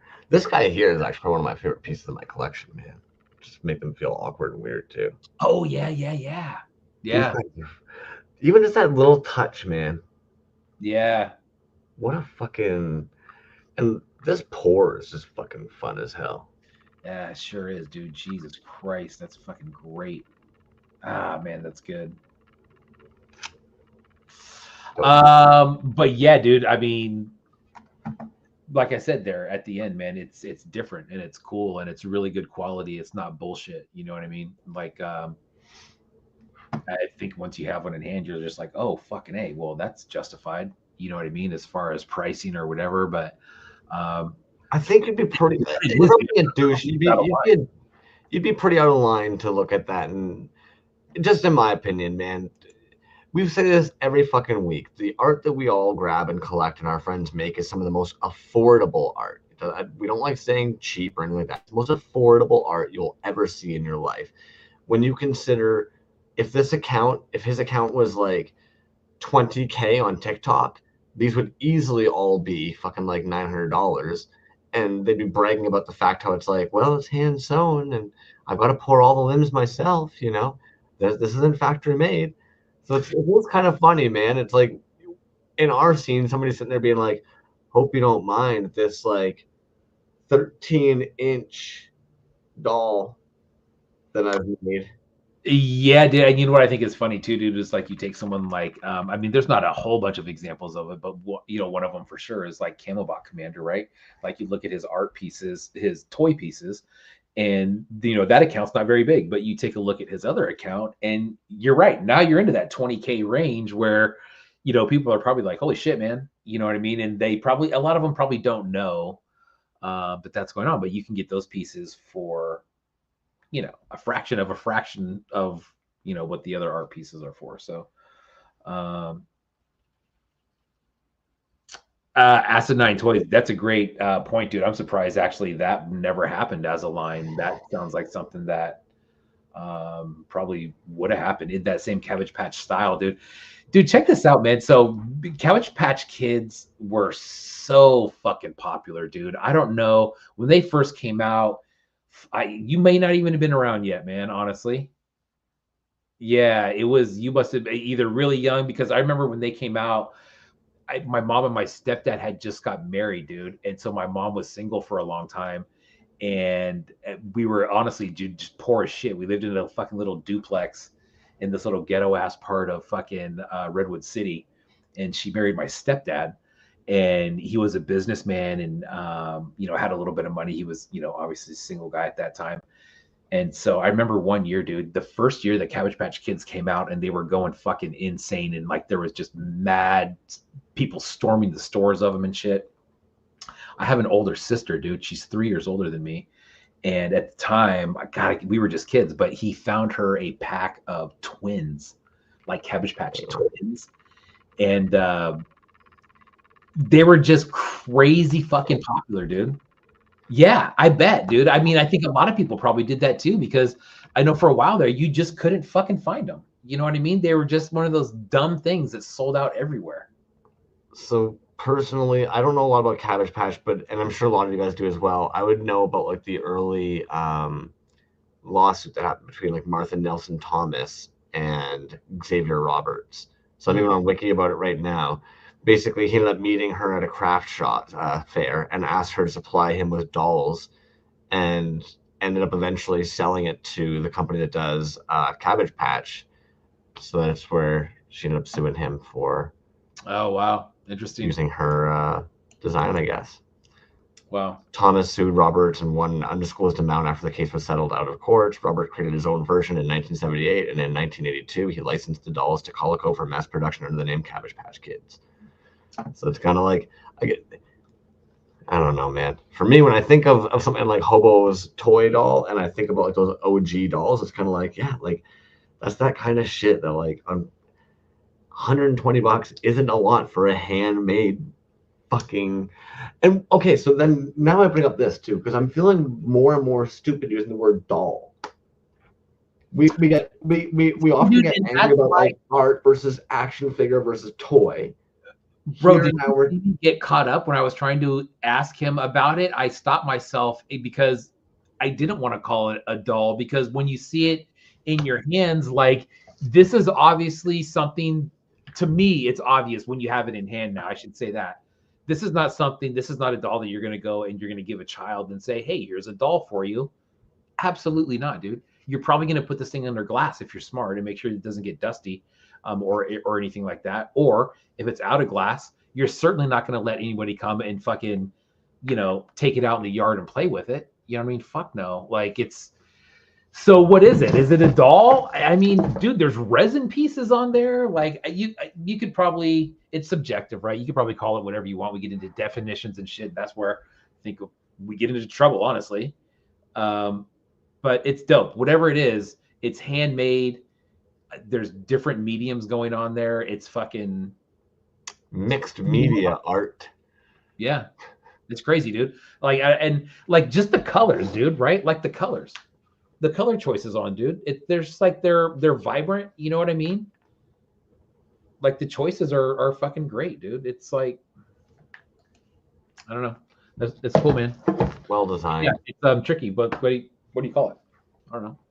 No, it's handmade by Hobo Toys. That's bottom line. Well thought out, well designed. Yeah, and it's just it's like for me for Healy, dude. Healy could make one of those, and I'd be like, yeah, fuck yeah, I want it, dude. You know what I mean? And that's what you were kind of alluding to with ETC and Hobo Toys. Is sometimes when you just like an artist style and shit, you just it doesn't matter what it is. Draw me a fucking picture on a napkin with a crayon, dude. I want it. I'll probably frame it. But it's cool, dude. It's very cool. I bet that's a great feeling as an artist to know, especially the guy who's throwing the show and a guy with as much clout, so to speak, right, as ETC. That dude is in love with your shit. I'm sure as an artist that fucking feels great, man. That's got to be very, very cool. And he deserves it, dude. Hobo Toys, I've been collecting Hobo Toys shit for a long time, man. Like I honestly have some of those cowgirls from fucking way back in the day. And they came with the little horses and those from way back in the day. And they're dope, man, to see him keep on doing stuff. Last time he was on the show, he did an interview and he was showing us some of his sculpting. I said, fuck, man, that looks Luke Welch-esque. And somebody fucking hit me up and didn't appreciate that. And I'm like, I'm not saying it's as good as Luke Welch, obviously. I'm saying that it looks like it's done in the style of Luke Welch. It was the fucking like haunted house, right? And it's like, you can see that it's fucking, the dude's got skill, man. The dude's got skill and it's getting better and better and better. And it's fucking, I don't know. Could probably ramble all night about old Hobo Toys. A fucking good dude, man. And this is what I love, man. Originally, we're sitting there being like, oh no, how do we fill 2 hours? I don't know if we'll be able to do 2 hours just talking about toys. Can we do it? How do we not do it? Dude, I think that sometimes we have to do it. We have to do it to purge some of this fucking bullshit in our brains, dude. We have to. If we don't, then that's when, fucking show that has an hour interview turns into a 3 or 4 hour show. Half them, which they was don't even know. Back in the day, I might add. They don't even realize that after we get off here, we basically switch over to our phone mode, get in a tub, pour a bubble bath, get a glass of wine, and spend another 2 hours just being like, man, remember that part tonight when so-and-so showed us this piece? Remember when we were looking at this piece tonight? Mm-hmm. Yeah, I got to pass on that tonight, though. I'm going to go. No shit. What I'm doing. Nice. All right, well, let's let these yahoos get the heck out of here then, man. Let's talk about next week real quick. And it is going to be real quick because as of right now, there ain't shit going on next week.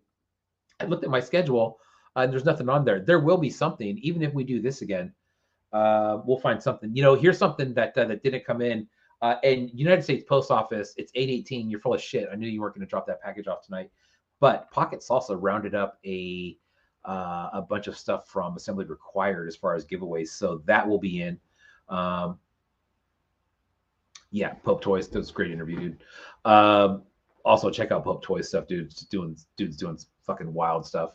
But anyways, we'll take a look at that giveaway stuff next week for sure. What else we're going to do? I don't know. We'll figure it out. So. Okay. Okay, then. That's it. I was going to. I'm like, how long are you going to leave me on the screen here? Chief? You guys have a great night. Thanks for hanging out.